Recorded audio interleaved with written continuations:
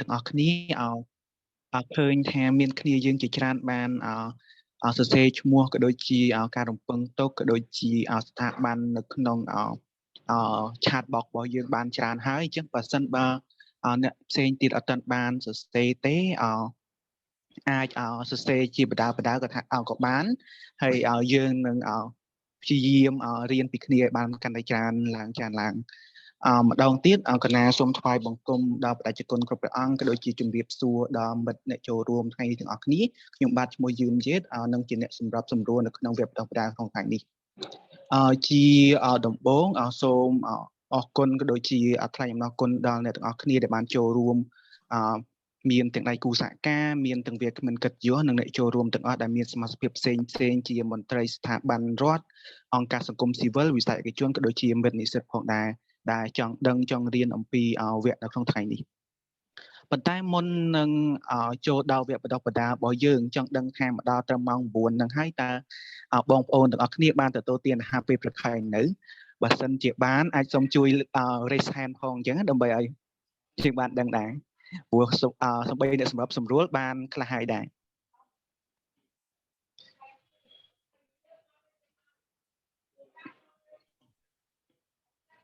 ឆ្លើយហ្មងបានតែកាហ្វេមួយកែវអូខេបងអរគុណអូខេឃើញថាមានគ្នាយើងច្រើនដែលបានទទួលទានអាហារពេលព្រឹកហើយហ្នឹងហើយអរគុណច្រើនដែលបានជួយសហការដោយសារថ្ងៃនេះគឺជា training online អញ្ចឹងបើសិនបើទាំងអស់គ្នាអត់ចូលរួម active ទេអញ្ចឹងអាចនឹងងុយដេកច្រើនអញ្ចឹងទៅយើងអាចជួយចូលរួម active ទាំងអស់គ្នាក្នុងការវគ្គបណ្ដុះបណ្ដាលថ្ងៃនេះអញ្ចឹងណាអូខេអញ្ចឹងបន្តមកទៀតគឺចង់បញ្ជាក់ដូចគ្នាដែរដោយសារថ្ងៃនេះគឺជាថ្ងៃដែលយើងសិក្សាជាវគ្គ online អញ្ចឹងយើងសូមឲ្យទាំងអស់គ្នាជួយ rename ខ្លួនឯងជាឈ្មោះពេញដើម្បីទទួលបាន certificate ត្រូវនឹងឈ្មោះហ្នឹងទី2គឺឲ្យជួយ mute ពេលដែលយើងអត់មានជាសំណួរឬក៏អត់មានជាមតិយោបល់ផ្សេងក៏ដូចជាព្យាយាមរកទីតាំងណាដែលគ្មានសម្លេងរំខានផងដែរទី3នោះគឺអាចលើកជា icon raise hand ពេលដែលទាំងអស់គ្នាមានសំណួរហើយវាគ្មិនរបស់យើងនឹងអាចឆ្លើយសំណួររបស់ទាំងអស់គ្នាក្នុងកំឡុងពេល training ផងដែរហើយទាំងអស់គ្នាក៏អាចលើក icon ផ្សេងដើម្បីបញ្ជាក់ពីអារម្មណ៍នៅក្នុងវគ្គបណ្ដុះបណ្ដាលថ្ងៃនេះផងដែរហើយដោយសារតែថ្ងៃនេះយើងមានវគ្គបណ្ដុះបណ្ដាលជាភាសាអង់គ្លេសដែលយើងមានវាគ្មិនកិត្តិយសដែលកិត្តនឹងបកស្រាយជាភាសាអង់គ្លេសអញ្ចឹងយើងនឹងមានអ្នកបកប្រែដែលគាត់មានជំនាញកំឡុងពេលនេះផងដែរហ្នឹងហើយកុំឲ្យខាតពេលវេលាយូរវគ្គបណ្ដុះបណ្ដាលសូមស្វាគមន៍ម្ដងទៀតមកកាន់វគ្គបណ្ដុះបណ្ដាលរបស់យើងថ្ងៃនេះគឺជាវគ្គបណ្ដុះបណ្ដាលស្ដីអំពីផ្កាយរណបផ្ដល់ទិដ្ឋភាពទូទៅនៃផ្ទៃទឹកនិងលំហូរនៃទន្លេដែលយើងនឹងរៀបចំមាន2វគ្គដែលវគ្គទី1គឺយើងធ្វើអនឡាញថ្ងៃនេះផងដែរគឺយើងនឹងធ្វើចាប់ពីម៉ោង 9 ដល់ម៉ោង 11 ព្រឹកហើយចំពោះវគ្គទី2គឺជាវគ្គផ្ទាល់អញ្ចឹងយើងនឹងផ្ដល់ព័ត៌មាននៅពេលក្រោយផងដែរជាក់ស្ដែងនៅក្នុងថ្ងៃនេះយើងមានគោលបំណងសំខាន់មួយចំនួនដូចជាទី1គឺពង្យល់ក៏ដូចជាបង្ហាញអំពីលំហលំនឹងភាពសើមតាក់ទងទៅនឹងទឹកភ្លៀងទី2គឺពិភាក្សាអំពីរបៀបបង្កើតនៃអាកាសធាតុក៏ដូចជាបកស្រាយពីភាពមិនប្រក្រតីនៃសំណើមទី3គឺកំណត់បរិមាណទឹកដែលមានសម្រាប់ការលូតលាស់របស់ដំណាំនិងលំហូរទឹកមួយទៀតគឺពាក់ព័ន្ធនឹងទំនាក់ទំនងរវាងលំហូរទឹកទន្លេនិងតម្លៃភាពសើមទូទាំងអាងទន្លេផ្សេងមានទាំងអាងទន្លេមេគង្គអាងទន្លេសាបផងដែរហើយក៏មានចំណុចផ្សេងដូចជាបង្ហាញអំពីគំរូលំហូរដែលមួយចំនួនដែលត្រូវបានបង្កើតគឺជាតេស្តសាកល្បងហើយនឹងបង្ហាញអំពីលទ្ធផលគំរូកំណត់ផលប៉ះពាល់នៃទំនប់វារីអគ្គិសនីនានាដែលប៉ះពាល់ទៅដល់លំហូរធម្មជាតិនៃទន្លេផងដែរនេះគឺជាគោលបំណងមួយចំនួនដែលយើងមាននៅក្នុងវគ្គបណ្ដុះបណ្ដាលហើយសង្ឃឹមថាបន្តិចចិត្តនេះមុននឹងចូលដល់វគ្គបណ្ដុះបណ្ដាលដែលមានវាគ្មិនកិត្តិយសរបស់យើងអនុញ្ញាតឲ្យខ្ញុំបាទសូមបង្ហាញត្រួសត្រាសអំពី agenda ក្នុងថ្ងៃនេះផងដែរបន្តមកទៀតគឺយើងនឹងមានបន្ទាប់ពីការបង្ហាញរបស់ខ្ញុំយើងនឹងមានការបកស្រាយបទបង្ហាញពី Alan ហើយបន្តមកទៀតយើងនឹងបញ្ចប់ដោយ Q&A ហើយបន្ទាប់ពី Q&A យើងនឹងមាន evaluation ហើយនឹង post test ហើយនឹងចុងក្រោយគឺយើងមាន conclusion ផងដែរ ចឹងកុំឲ្យខាតពេលវេលាយូរខ្ញុំគិតថាទាំងអស់គ្នាច្បាស់ជាទន្ទឹងរង់ចាំឲ្យពួកទាំងអស់គ្នាឃើញ poster ថា Alan គាត់គឺជាអ្នកជំនាញផ្នែកអាកាសធាតុដែលគាត់មានបទពិសោធន៍ជាង40ឆ្នាំលើវិស័យនេះហើយគាត់មានជំនាញផ្សេងទៀតដែលចង់ចែករំលែកដល់ទាំងអស់គ្នាអញ្ចឹងខ្ញុំគិតថាកុំឲ្យខាតពេលវេលាយូរខ្ញុំនឹងផ្ដល់តួនាទីនេះទៅកាន់ Alan ដើម្បីធ្វើបទបង្ហាញរបស់គាត់ផងដែរso the next I would like to invite Alan Basist who has more than 4 years experience to and the speaker today to deliver his presentation. So Alan, the floor is yours. Thank you. Thank you. And I appreciate everyone joining us today. I hope that I'm able to share some new insights about the Wetness Index and how it was developed, how it can be applied, and hopefully how you can use it in your own work.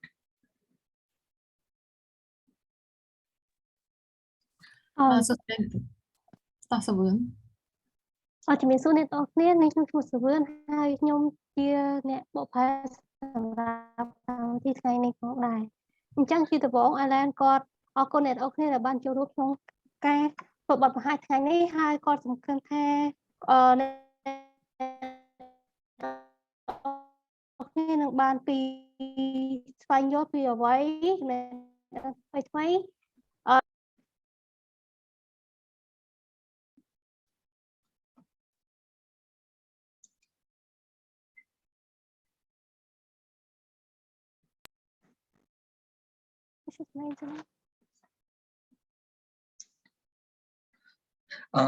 So I'm going to start the presentation with basically the first slide is introducing the Wetness Index, and I work for a company called Eyes on Earth. Let's get started. And so the next slide would be, doesn't seem to be, there we go. Okay. Our technology is based on a set of algorithms that we developed at Eyes on Earth. And what we're using is satellite observations. These satellites fly around the Earth 14 times a day from the North Pole to the South Pole. And what they're observing is basically little spots on the Earth, which we call pixels. These are little dots, much like on your pictures on your computer or pictures on your cell phone. They're composed of little dots, and the satellite sees little dots across the Earth's surface as it flies over, and that's what we're using for our observation. Stop there. ចាយើងដឹងហើយថាបច្ចេកទេសឥឡូវគឺមានការជឿនលឿនហើយមួយក្នុងដែរនោះយើងដឹងថានៅជំវិញពិភពលោកយើងមានគេប្រើប្រាស់ satellite ដើម្បីកត់ទិន្នន័យដែលមានជំវិញពិភពលោកយើងដែល satellite ហ្នឹងsatellite គឺកែរណបវាហោះជំវិញពិភពលោកយើងប្រហែលជា40ដងនោះក្នុងមួយថ្ងៃអញ្ចឹងដែរតាមរយៈទិន្នន័យបានពី satellite ហ្នឹងយើងនឹងយកចំណុចសំខាន់យើងនឹង spot យកតែចំណុចមួយចំនួនមកសិក្សាដែលគេហៅថា pixel ដែលវាមានអង្កត់ចិត្តប្រហែលជា30គីឡូម៉ែត្រ And what we're able to derive from these products is something called surface wetness. And we also are able to identify surface temperature. And we're using these particular satellites because they measure in the microwave spectrum. The advantage of microwave is that you can see the surface right through clouds. So we can monitor the surface under all sky conditions, even if it's raining, and see what's happening on the surface in terms of surface wetness and surface temperature. អញ្ចឹងខ្ញុំនិយាយជារួមវិញគាត់បានន័យថា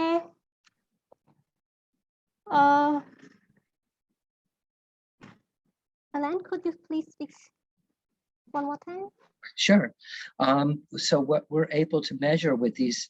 satellite observations is we see on each pixel, each dot on the surface, we're able to see how wet it is, and we're able to see what the temperature is in real time. And the satellite observations go back basically go back a long ways. But right now, I'm only want people to know that for each dot on the Earth's surface, we can see how wet it is and what the temperature is, even through clouds. Okay thank you អញ្ចឹងតាមរយៈចំណុចអញ្ចឹងនៅក្នុងការសិក្សាហ្នឹងគឺដូចខ្ញុំបាននិយាយមកអញ្ចឹងគឺយើងនឹងប្រើតន័យបាននៅពីចំណុច pixel ដែលគេហៅថា pixel ហើយតាមរយៈ pixel ហ្នឹងគឺយើងអាចវាស់ឲ្យឃើញពីភាពសើមនិងសីតុណ្ហភាពដែលមាននៅលើផែនដីយើងនៅគៀកជាមួយនឹងពេលវេលាបច្ចុប្បន្នយើងនេះផងដែរ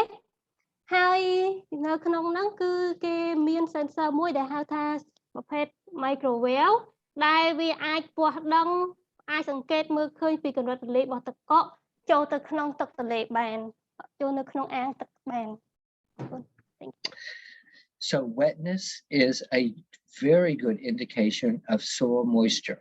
It's not exactly soil moisture, and we'll go and learn more about that, but it's how much water is on the Earth's surface. It's actually, I'll tell you what the actual measurement is. It's the percentage of the Earth's surface that's water. Of course, if it's a lake, it's 100%. But if it's moisture in the soil or in the canopy of the surface, the vegetation, then it's usually maybe 5%, 6%. But wetness is a very good measure of how much water is near the surface for growing crops and also for the amount of water that's flowing into a river. Stop there. អញ្ចឹងការសិក្សាពីភាពសើមគឺវាជាវិធីសាស្ត្រមួយដែលអាចសិក្សាឲ្យដឹងពីសំណើមរបស់ដីបានប្រមាណនៅជាមួយពិភពលោកហើយជាមួយគ្នាផងដែរនោះគឺវាមានសារៈសំខាន់ណាស់សម្រាប់យើងដឹងហើយថាយើងដឹងពីសំណើមអញ្ចឹងវាមានសារៈសំខាន់ចំពោះការដាំដុះ And since we have 30 years of data, actually going back all the way to 1988,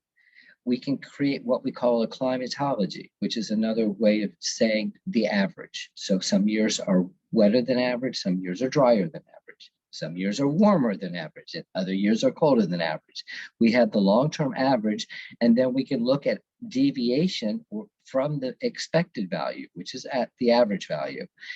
And so the anomalies are telling us how much wetter or drier it is relative to the long-term average at every location and for each week of the year. Stop there. Okay. Okay. អញ្ចឹងដោ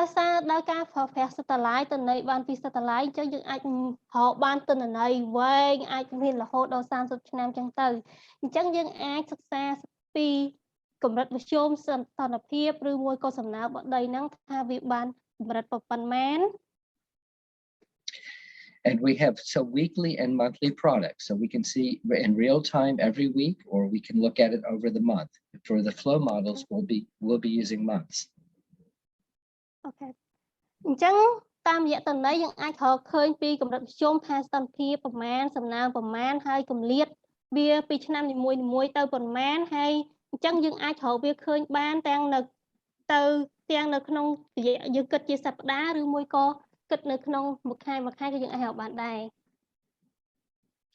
Thank you. So we're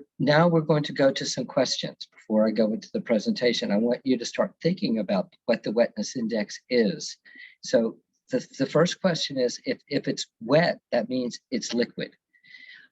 So if the surface is frozen, if there's a lot of water on the surface, but it's in snow or in ice, do you think it would be wet? I'm happy to have someone answer that question. Okay. អញ្ចឹងមុននឹងយើងចូលទៅក្នុងសេចក្តីបន្តទៀតអញ្ចឹងគាត់ចង់ឲ្យយើងទាំងអស់គ្នាគិតទៅលើមួយសំណួរមួយចំនួនអញ្ចឹងសំណួរទី1របស់គាត់ចង់សួរថាប្រសិនជាទឹកកកតើអាហ្នឹងវាធម្មតាយើងដឹងថា wetness គឺសំដៅទៅលើទឹករាវតែម្ដងចុះបើសិនជាទឹកកកអាហ្នឹងគេហៅថា wetness ដែរអត់ភាពសើមដែរអត់ ចឹងនឹងគេឆ្លើយបានទេអាចស្ម័គ្រចិត្តម្នាក់មើលថា what would wetness look like where is frozen during winter នៅក្នុងទីដែលវាមានទឹកកកហ្នឹងណាភាពសើមនៅកន្លែងហ្នឹងវាមើលទៅមិនដែរនៅលើផ្ទៃដីហ្នឹងវាមានភាពសើមប៉ុណ្ណាដែរណាគេអាចស្ម័គ្រចិត្តបានទេសុធារតអាត្មាសូមលោកណា នៅកន្លែងតំបន់សើមតំបន់មានតកត់នោះវាមានភាពសើមនោះវាអត់សូវមានហើយវាអត់សូវដឹងទេដោយសារតំបន់នោះវាមានភាពត្រជាក់ច្រើនអញ្ចឹងតំបន់ភាពសើមនៅតំបន់ទឹកត្រជាក់នោះវាអត់មានវាសឹងអត់មានមក So the answer from the one he's the monk, he's in his monkhood. Venerable is that there's likely no or very little wetness in the frozen area during winter. An excellent answer, and I agree with you. So now let's look at deserts. How wet do you think it would be in a desert? ចឹងអរគុណច្រើនសម្រាប់សំណួរបងមិញគាត់សំណួរបងគាត់ទៅធ្វើត្រូវហើយសំណួររបស់គាត់ទៅធ្វើត្រូវហើយអញ្ចឹងយើងនឹងគិតទៅមើលសំណួរទី2ទៀតថាតើបើសិនជាយើងនៅមើលទៅលើតំបន់វាខ្សាច់វិញតើភាពសើមរបស់វាយ៉ាងម៉េចដែរ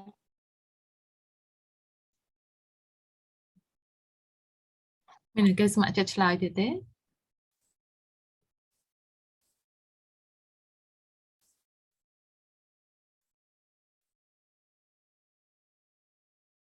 So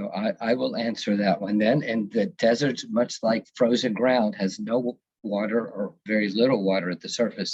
So just like frozen ground, deserts would be very dry. But now let's look at over a major river valley where there's a lot of water on the surface, like a delta, the Mekong or the Amazon or the Congo. Major river, how wet do you think the surface would be looking at a major river from the satellite? ចឹងសំណួរទី2ដែលនិយាយពីភាពសើមនៅលើកន្លែងតំបន់វាខ្សាច់ហ្នឹងតាមពិតអត់គួរសួរទេយើងសម័យទៅវាច្បាស់ជាអត់មានទឹកឲ្យត្រូវអត់គឺអត់មានទឹកទេដូចតែនៅកន្លែងកកអញ្ចឹងប៉ុន្តែបើសិនជាយើងមើលទៅលើសំណួរទី3ថាចុះកន្លែងតំបន់ដែលមានទន្លេធំដូចទន្លេដូច Amazon ឬក៏ទន្លេ Mekong Congo អីហ្នឹងមិនដែរ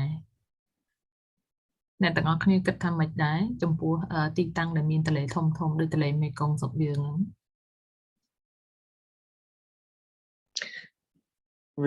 វាមានលោកគ្រូវាមានភាពសំណើមនៅពេ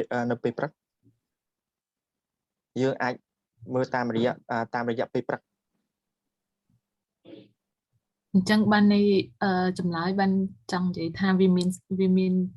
សំណើមភាពសើមឬក៏សំណើម ភាពសំណើម មានសំណើមចុះពេលព្រឹកអញ្ចឹងហ៎បាទយ៉ានឹងខុសត្រូវជាឆ្លើយគ្រូចាអីទេ The answer is there should be a lot of humidity during early morning in the early morning. Yes. Now that's a good point, and actually I'm glad you made that comment. With the wetness index, we don't see the humidity in the atmosphere. We see the water on the surface. But you're absolutely right that there is a lot of water. Humidity we usually refer to the atmosphere. So we'll just say the amount of liquid water on the surface. There would be a lot in the river valleys. So I agree with you. I'm going to move a little faster because I know we're going to run out of time. I'm going to go to the next question, and I think I will leave it. And then I'm going to go into the slides that show you the answers to these questions. So let's go into the slides themselves. I want you to look at one, and this is frozen area. This is in January, and this is last year in January. You can see that it's extremely, number one is the Arctic region, and it's frozen, and there's wetness is near zero. Let me explain to you that when it's white, it means that there's no wetness, and the darker the color blue, the greater the wetness value. So the really dark color blue are the wettest areas on the map. I'll stop there. ចឹងចំពោះផែនទីនេះវិញដែលគាត់បង្ហាញហ្នឹងគឺគាត់បង្ហាញពីរបាយទន័យបានពីការសិក្សា And ទីសំណើនៅជំនាញពិភពលោកនៅហើយពណ៌យើងឃើញថាពណ៌គឺមានពីពណ៌សទៅកាន់ពណ៌បៃតងចាស់ពណ៌សគឺបានន័យថាជាតម្លៃដែល Wetness Index នោះមានតម្លៃតូចចំណែកឯពណ៌បៃតងគឺជាតម្ពេលដែល Wetness គឺជាតម្លៃដែលភាពសើនឹងមានតម្លៃខ្លាំងអញ្ចឹងយើងឃើញថានៅកន្លែងលេខ1ជាតំបន់អាក់ទិកហ្នឹងគឺវាមានពណ៌សអញ្ចឹងកន្លែងហ្នឹងគឺជាតំបន់ទឹកកកអញ្ចឹងហើយបានជាតម្លៃនៃភាពសើរបស់វាហ្នឹងគឺវាមានតម្លៃតូចប៉ុន្តែបើសិនជាយើងទៅលេខទៅមើលលេខ2ដែលជាតំបន់ទន្លេវិញចន្លងទន្លេវិញគឺយើងដឹងស្រាប់ហើយថាទន្លេគឺវាមានទឹកអញ្ចឹងបានជាមូលហេតុដែលភាពសើរបស់វាកន្លែងហ្នឹងវាមានតម្លៃចេញជាពណ៌បៃតងគឺវាមានតម្លៃខ្ពស់ចំណែកឯលេខ3គឺជាតំបន់ដែលគេធ្វើកសិកម្មវាមានទឹកដែរប៉ុន្តែបើយើងប្រៀបធៀបជាមួយនឹងចន្លងទន្លេវិញគឺវាមានទឹកតិចជាងបន្តិចតែដល់កន្លែងលេខ4គឺជាតំបន់វាព្រៃរបោះអញ្ចឹងវាមានទឹកផងដែរចំណែកលេខ5គឺជាតំបន់ឆ្នេរខ្សាច់អញ្ចឹងវាមានទឹកទេនៅតំបន់ឆ្នេរខ្សាច់អញ្ចឹងបានជាវាពណ៌ផ្ស and so យល់តែអត់តន់អត់អ្នកទាំងគ្នាតន់ Yeah. តែអរគុណ So what we're seeing is very interesting. We're seeing where one is white, which means no wetness because it's frozen. It's water, ice, and snow is not wet until it starts to melt. We also see 5, which is deserts. They also are white. So frozen areas are very similar to deserts. Whereas we see 2, which is the major river valleys of the world. We see the Mississippi, we see the Amazon. We can make it bigger. And you can really see these areas. You can see Congo, where 2 is. You can see 2 where the Ganges River Valley is. And you can see 2 where the Yangtze River Valley is. So 2 is very wet. And 3 is areas that are middle wet. And that's where they grow crops. And then 4 are places that have some moisture, but are usually quite dry. And they only have little bits of plants growing there, and it's not wet enough to grow crops. So I'll stop there. អញ្ចឹងគឺខ្ញុំអត់បកប្រែហើយមិញចា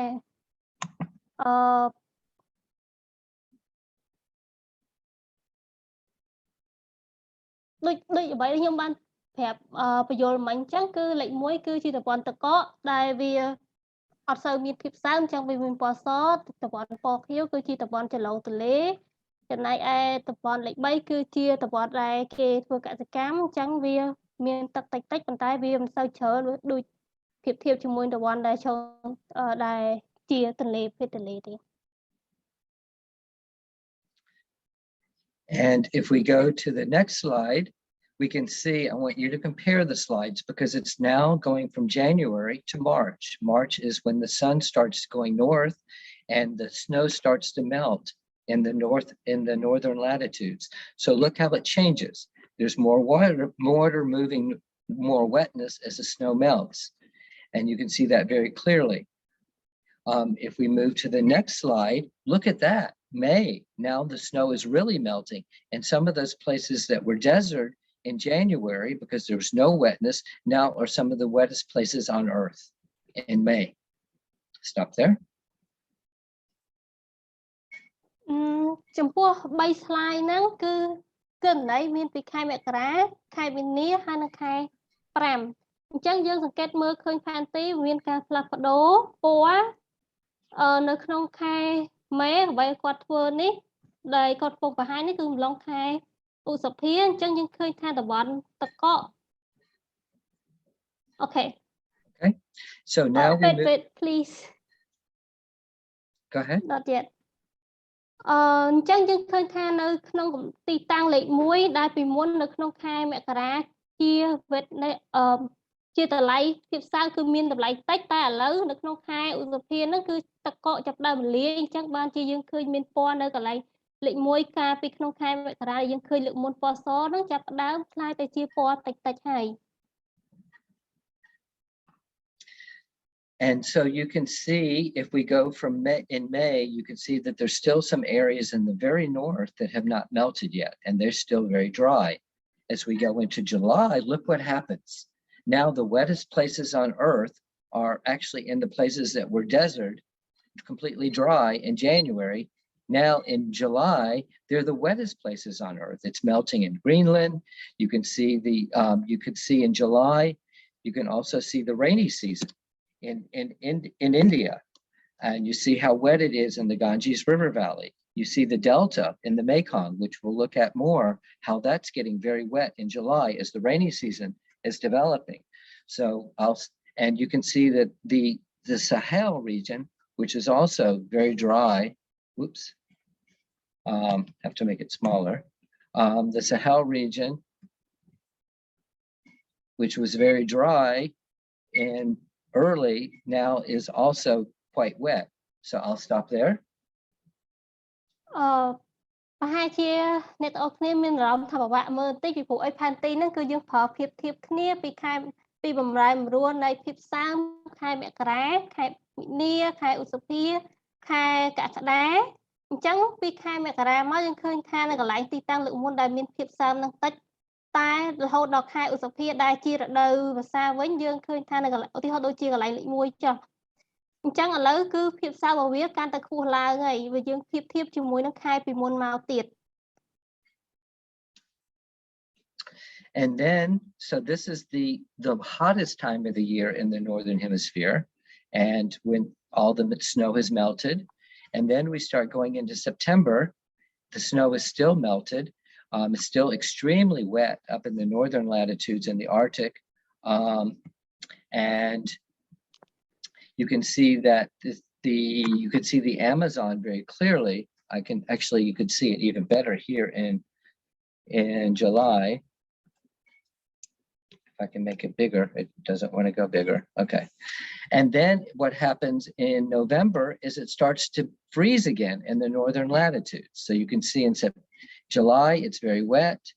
September, still wet. And then in July, everything is starting to get cold again. And now those areas that were very wet in July are now frozen again in November.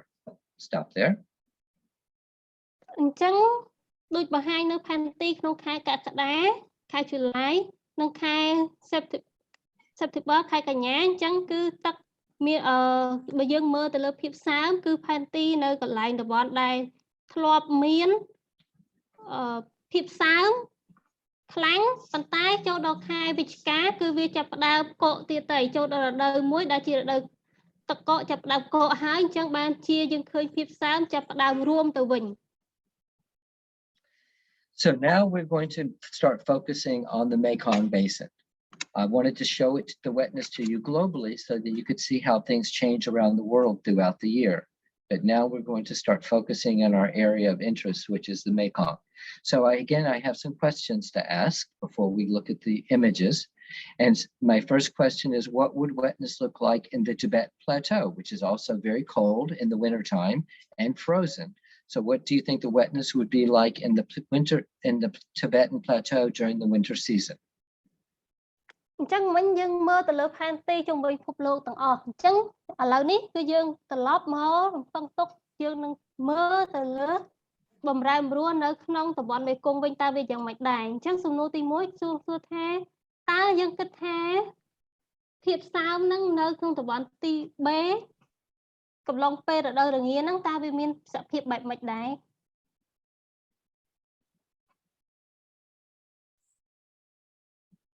សុំម្ដងទៀតបងស្រី ចង់សួរថាបើសិនជាយើងកលេចទៅមើលតំបន់ទី B ណាយើងចង់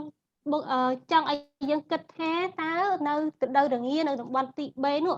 ភាពសើមវាមានសភាពបែបម៉េចខ្លាំងតិចឬមួយក៏យ៉ាងម៉េចដែរ តំបន់ទី 2 វាមានភាពនៅពេលត្រជាក់នោះវាមានភាពសើមវាតិច Okay, thank you. His answer is during winter in Tibetan, the wetness index is low, small. I agree. Excellent answer. And so when would the snow begin to melt and when the wetness values begin to increase? អរគុណច្រើនសំណួរមិញគឺត្រឹមត្រូវហើយអញ្ចឹងតើយើងគិតថាដល់ពេលណាដែលទឹកកកចាប់ផ្ដើមលាយហើយតម្លៃនៃភាពសើមនោះចាប់ផ្ដើមមានការកើនឡើង ទឹកកករលាយចាប់ពីថ្ងៃត្រង់ហើយភាពសើមគឺនៅពេលទឹកកករលាយពីធ្លាក់មក His answer is Okay, thank you. His answer is snow meal. The snow meal. What is the answer again? Melt. Wait. ទំនោរឡងទៀតទៅពេលណាដែលតកកចាប់ដើមលេងមិញ តកពេលចាប់ដើមវេលាគឺនៅពេលដែលមានកម្ដៅនៅពេលនោះហើយចាប់ដើមសន្សើមធ្លាក់មក Okay, so snow meal when it's hot, when it's getting hot, and then the wetness will increase after snow meal. This is exactly. Yes, that's the correct answer. And so then another question is, when is the heart of the dry season in the lower basin? And then when do we start to see the wetness increase as the wet season begins? ចាអរគុណច្រើនមិញសំណួរបងត្រូវហើយអញ្ចឹងសំណួរសួរទៀតថាតើពេលណាដែលជារដូវខ្លាំងបំផុតទៅហើយថាតើពេលណាដែលពេលអាចជាចម្លងចេញជាខែណាតើពេលណាដែលរដូវប្រាំងនឹងចាប់ផ្ដើមមានពេលណាដែលក្តៅបំផុតដែលស្ងួតបំផុតហើយពេលណាដែលចាប់ផ្ដើមមានរដូវប្រាំងអាហ្នឹងនិយាយពី general ទូទៅពិភពលោកមកឬនៅតំបន់ទីពេបង មេគង្គនៅតំបន់មេគង្គផុតយើងខែណាណោះខែឧសភា Yes, in May, hot. May is the hottest Australian. And that's when basically the snow is melting and the wet season is beginning. And then we see, when is the heart of the wet season? When is it the wettest? What months of the year do you think it's the wettest in the lower basin?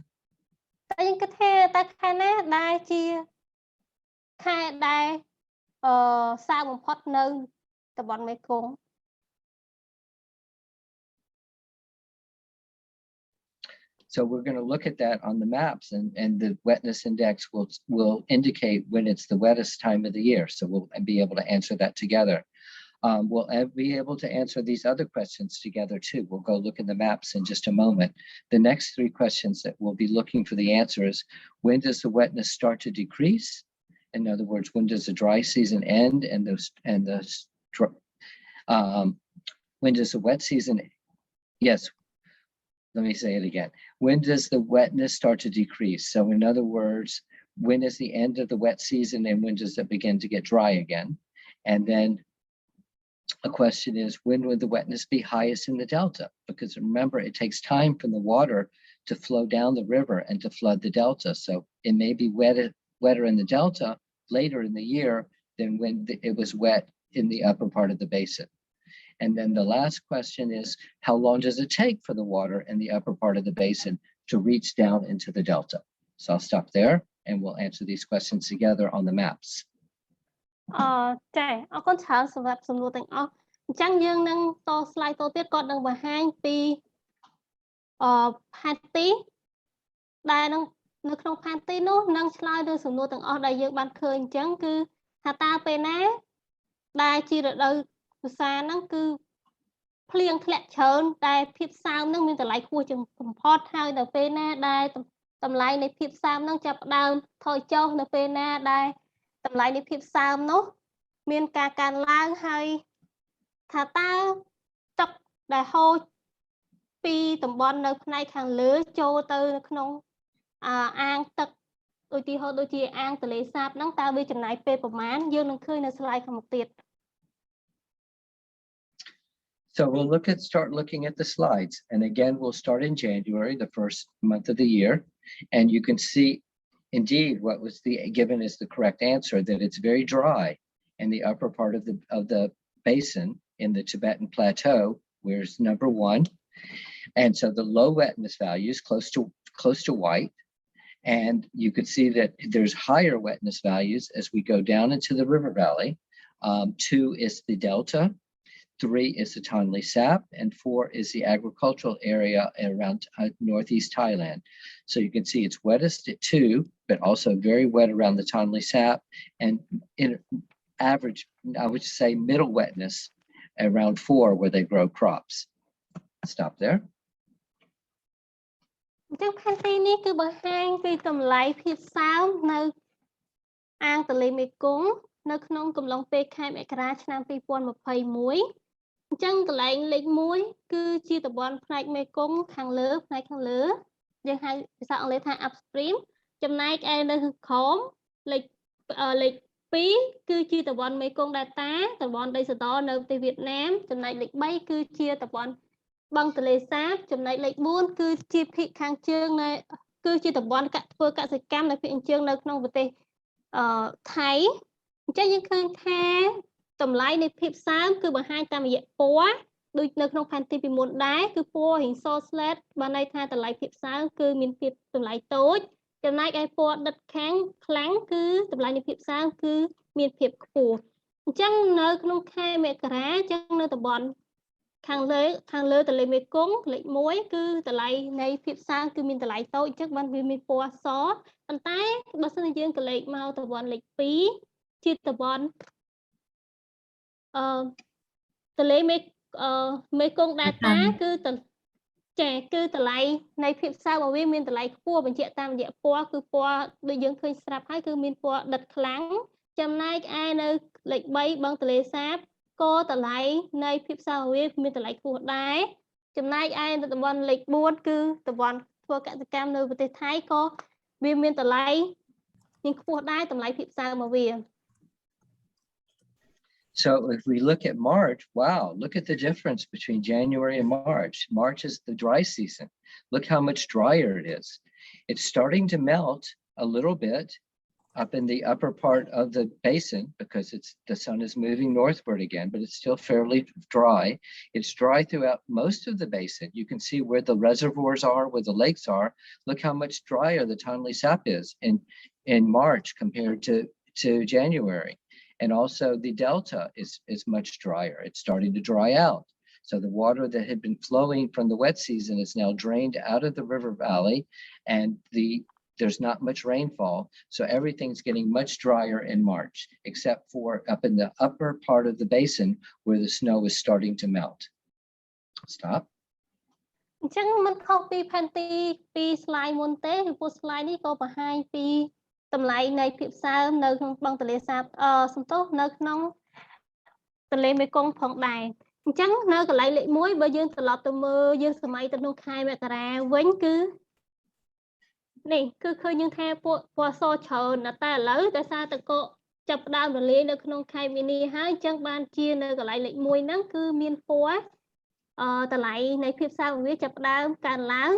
ក៏ប៉ុន្តែបើសិនជាយើងកលេចទៅមើលតំបន់លេខ4លេខ3និងលេខ2វិញគឺយើងឃើញថាវាចាប់ផ្ដើម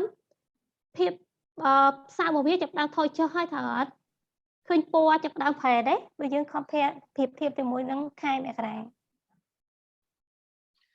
So if we move into May, it's much wetter. Look at the difference between March and May. May is the beginning of the wet season, and it's much wetter. You see, first of all, you see how much wetter it is up in the upper basin, where all that snow has now started to melt. So this is not necessarily rainfall, it's melting snow cover, and it's melting and flowing down the river. You can see that the delta area is starting to get wetter, but not much wetter, because the water is just starting to flow into the delta. You can see the Toddley Sap in May is starting to get a little bigger, not much bigger, but a little bigger, and it's getting more wetness around the Toddley Sap Basin, which is starting to flow into the lake. And you can see that the agricultural area in Thailand is 4, which is not exactly lined up, but you can see that it was very dry in March, and now they're starting to get good rainfall in May, and the surface is getting wetter. Stop. អញ្ចឹងនៅក្នុងខែឧសភាវិញក៏ដូចគ្នាដែរគឺតកកនៅកន្លែងទីតាំងលេខ1តំបន់ទី3គឺចាប់ផ្ដើមរលាយហើយអញ្ចឹងបានវារលាយខ្លាំងជាងមុនទៀតប្រៀបធៀបជាមួយខែពីមុនអញ្ចឹងបានជាតម្លៃនៃភាពសើមគឺវាមានពណ៌ដិតជាងមុនហើយកំឡុងពេលខែ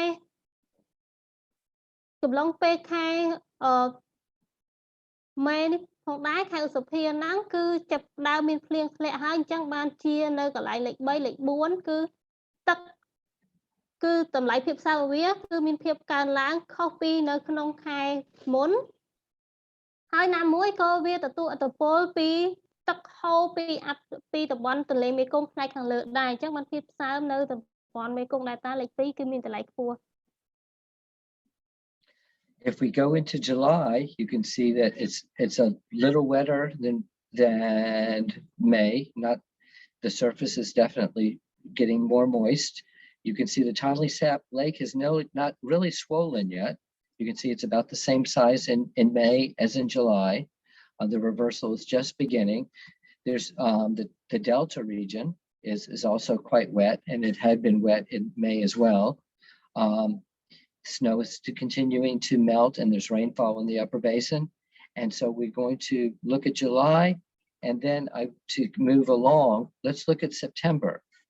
And you can see how things are changing from May to July to September. And you can see, look at the Toddley Sap Lake, how it's swollen from May. This is the lake in here to July, which is a little bigger. And then in November, you can see this large area of high wetness values that continued all the way to the delta. So I'll stop there. ចំពោះរូបភាពដែលបង្ហាញនៅក្នុងខែ July ខែកក្កដាអញ្ចឹងយើងឃើញពីភាពខុសគ្នានៃតម្លៃភាពសើមរបស់វាគឺនៅក្នុងលេខ 2 តំបន់មេគង្គ Delta គឺនៅតែមានភាពសើមតែប៉ុន្តែបើយើងមើលនៅក្នុងលេខ 3 ជាបឹងទន្លេសាបគឺតម្លៃរបស់វាគឺភាពសើមរបស់វាគឺមានបើយើងមើលទៅ compare ជាមួយខែមុនគឺមានតម្លៃថយចុះបន្តិចបន្តួចអញ្ចឹងវាអាចតាក់ទងជាមួយនឹងលំហូរប្រជ្រះមកវិញនៃចរន្តទឹកចេញពីបឹងទន្លេសាបហើយមួយទៀតបើសិនយើងមើលទៅខែបន្តទៀតខែកញ្ញាខែ September គឺនៅតំបន់បឹងទន្លេសាបហើយនឹងមេគង្គ Delta គឺនៅតែមានភាពសើមតែវាតម្លៃពោះដិតជាងមុនអញ្ចឹងបានន័យថាភាពសើមគឺមានតម្លៃខ្ពស់ជាងមុនអញ្ចឹងដោយសារតែខែ September យើងដឹងហើយថាជារដូវវស្សាអញ្ចឹងមានភ្លៀងធ្លាក់ច្រើនអញ្ចឹងបានជាតម្លៃនៃភាពសើមគឺខ្ពស់ជាងមុន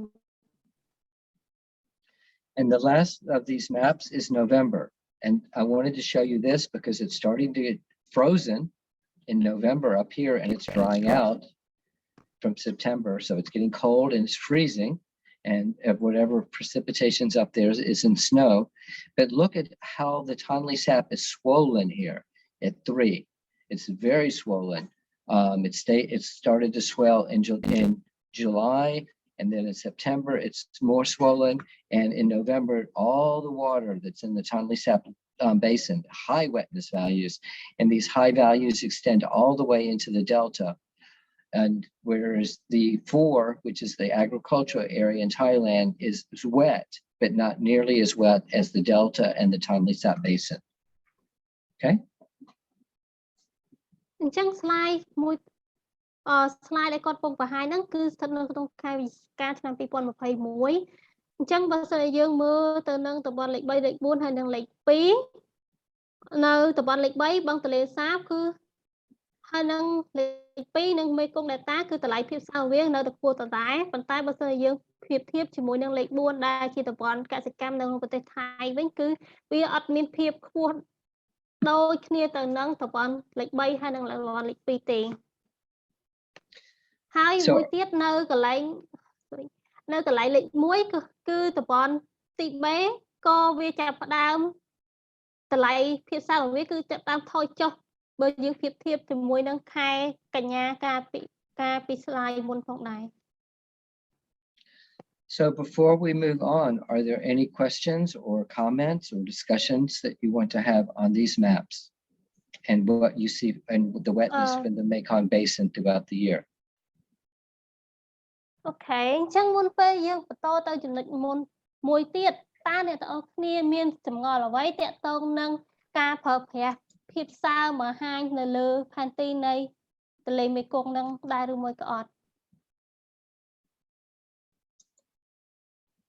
Okay, any questions or we should move on? មានសំណួរទេយល់ទេទាំងអស់គ្នាមុននឹងគាត់បង្ហាញ slide ផែនទីទន្លេមេគង្គពីទី B ហ្នឹងគាត់ក៏បង្ហាញពី ផែនទីពិភពលោកដែរថានៅប្រទេសមួយចាប់ពីខែ1ដល់ខែ11ហ្នឹងវាមានភាពខុសគ្នាយ៉ាងណាដែរចំពោះភាពសើមអញ្ចឹងមានទឹកកកមានទឹកមានអីផ្លាស់ប្ដូររហូតអញ្ចឹងណាហើយវាអត់ខុសគ្នាពីទន្លេមេគង្គទេគឺពីខែ1ដល់ខែ11ហ្នឹងម្ដងទៅកកបន្ទាប់មកអាលាយទឹកកកហើយមានទឹកចាប់ផ្ដើមភ្លៀងអីអញ្ចឹងទៅអញ្ចឹងកម្រិតពីមួយឆ្នាំពីខែ1ទៅខែ11មួយឆ្នាំពេញហ្នឹងវាមានការប្រែប្រួលរហូតហើយដល់ចំណុចហ្នឹងមានអីសួរទេឬក៏គួរទៅមុខទៀតអាចunmute ខ្លួនឯងទៅបើសិនឬក៏លើកដៃបើសិនជាមានសំណួរណាអូខេខ្ញុំគិតថាទាំងអស់គ្នាអាចយល់ហើយវារៀងសាមញ្ញទេចឹងយើងទៅមុខទៀតទៅ you can go ahead okay so we are going to change focus for a little bit and we want to start looking at the importance of the wetness index and why it has value I demonstrated it throughout the globe and we looked at how it changes across the Mekong Basin as throughout the year but so why is it important? Well, the wetness at the surface is a very good indication of river flow and water resources for producing food. It gives you a good measure of the magnitude of a drought, and equally it tells you the magnitude of a flood. So it's a real-time measurement from satellite as to the amount of water at the surface and the water that will be flowing into the river. Stop there.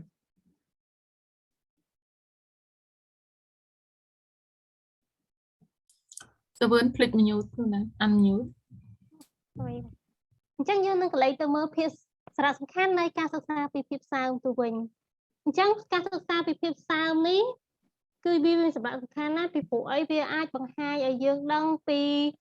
ភាពប្រែប្រួលនៅក្នុងទន្លេដូចដែលយើងឃើញនៅក្នុងផែនទីពីមុនអញ្ចឹងហើយក៏វាតកតងនឹងសកម្មភាពសំខាន់មួយចំនួនតកតងទៅនឹងការផលិតការដាំដំណាំ food product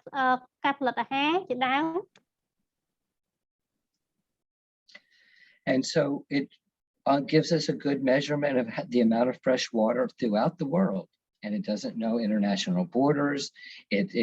is an independent measurement of water from satellite. And it's available. We update it basically every week. This gives us a good measurement of how the water is in the river basins, maintaining the integrity of the ecosystem. In other words, if water is being dammed and restricted, we can see that. We can see how the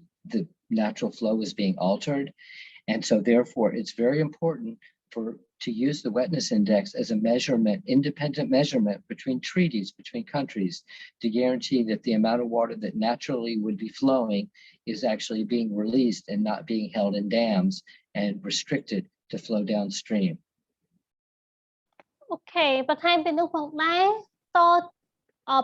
បន្ថែមពីនោះផងដែរអញ្ចឹងការសិក្សាពីភាពសើមហ្នឹងក៏អាចផ្ដល់ឲ្យយើងដឹងពីពេលណាថាកើតមាននៅគ្រោះទឹកជំនន់ពេលណាអាចកើតមាននៅគ្រោះរាំងស្ងួតហើយនឹងដឹងពីចរន្តទឹកលំហូរនៅក្នុងតាមទន្លេនីមួយៗនៅជុំវិញពិភពលោកហើយតាមរយៈផលប្រយោជន៍មួយទៀតដែរនោះគឺយើងអាចគ្រប់គ្រងពីការប្រែប្រួលប្រព័ន្ធជីវៈចម្រុះហើយយើងត្រូវពិចារណាពេលទីហៅថាមានការសាងសង់ទំនប់អញ្ចឹងតើវាប៉ះពាល់ដល់លំហូរទឹកវាធ្វើឲ្យលំហូរទឹកធម្មជាតិហ្នឹងវាប៉ះពាល់យ៉ាងម៉េចអញ្ចឹងតើយើងវានឹងផ្ដល់ឲ្យយើងគិតពិចារណាថាតើវិធីសាស្ត្រណាឬមួយក៏យើងគួរតែមានវិធីសញ្ញាអ្វីដើម្បីគ្រប់គ្រងចរន្តលំហូរទឹកហ្នឹងកុំឲ្យវាមានប៉ះពាល់ដល់ជីវៈចម្រុះអញ្ចឹងទៅឬមួយក៏មួយទៀតចំណុចសំខាន់មួយទៀតត្រូវតែសិក្សាឲ្យដឹងពីបរិមាណទឹកដែលត្រូវហូរចូលទៅទន្លេពីព្រោះអីវាតម្រូវការចាំបាច់សម្រាប់ពលជីវៈចម្រុះហើយនឹងតម្រូវការផ្សេងៗទៀតដូចយើងមានរាប់នៅខាងលើមានដូចជាគ្រោះរាំងស្ងួតត្រូវការដាំដំណាំផ្សេងៗជាដើម And so let's ask some more questions and well these will leave as statements. So precipitation is usually measured in days and weeks, months, or years. So Sometimes they say, what is the annual amount of precipitation? Sometimes daily, sometimes weekly, sometimes how much rainfall did we get in a month? The wetness can be used in much the same way. It can be used to measure how wet it is at a daily rate. It can be used weekly, monthly, or we can look at the average annual value. But equally important is we want to look at the changes from year to year or week to week at each location on the Earth's surface. Since the satellite observes the entire globe, we can look at deviation from average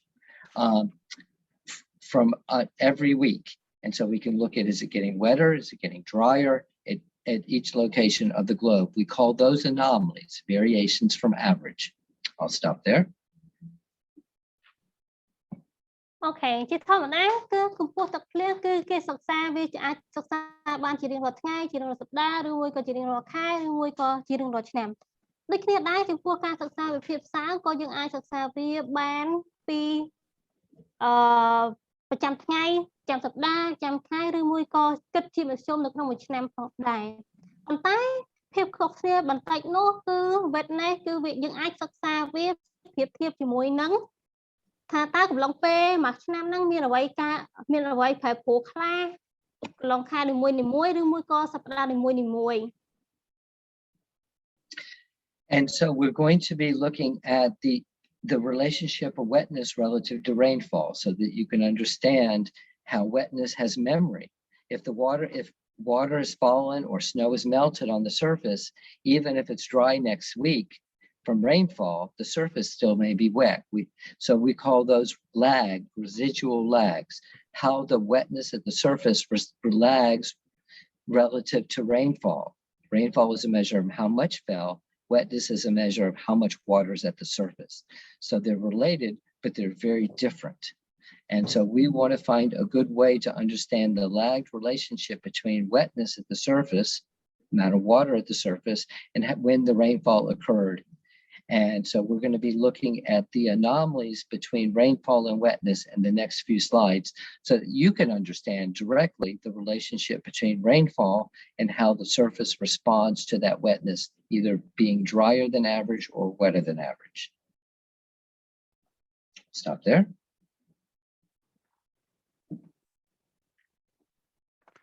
Alan,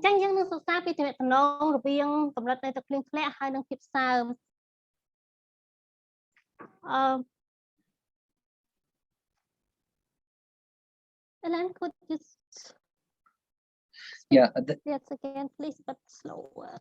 Okay, I will try to talk slower. Thank you for translating. You're doing an excellent job.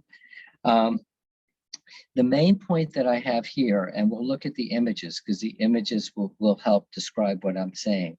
is I want you to understand that there is a lagged relationship. If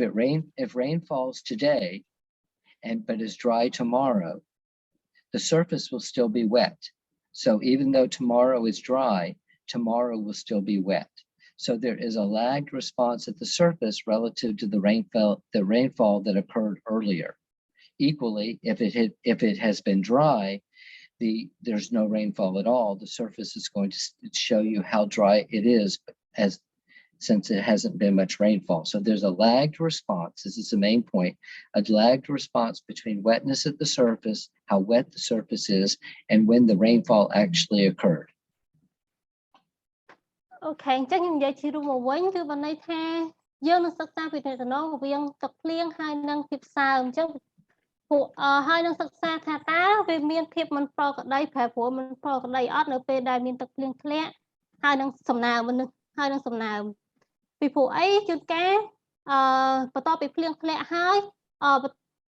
វាមានភាពសំណើមយ៉ាងម៉េចហើយបើសិនជាអត់មានភ្លៀងធ្លាក់ប្រហែលថ្ងៃតើវានៅតែមានសំណើមដែរឬមួយក៏យ៉ាងម៉េច Okay, so let's look at the images and this will be an example. I picked these images because it was work I was doing with the U.S. Department of Agriculture, and they have on the right they have measures of precipitation anomalies, rainfall anomalies. This is in Brazil, but it could equally be the Mekong. And the browner the values, the drier it is. So these are very dry areas in Brazil. They don't have a lot of rainfall measurements, but where they do, they're saying that relative to the long-term average, it's extremely dry. That's what an anomaly says, relative to average, how dry it is. Equally is that it's the rainfall measurements show that it's extremely wet here in Argentina and in Paraguay and in Uruguay. It had a lot of rain, didn't mean wet. I said that wrong. It's extremely, a lot of rainfall. So these are rainfall measurements. So this is rainfall measurements in Brazil showing that it's extremely dry. These are rainfall measurements in Argentina and Uruguay that show that it's extremely wet, a lot of rainfall. Now let's look over on the left, and these are the wetness values at the same time. This is a week in 2012. And you can see that the wetness values show that it's extremely dry. The darker the red, the drier it is relative to average. Equally, the bluer it is, the wetter it is relative to average. So the wetness value is showing that it's extremely dry in this region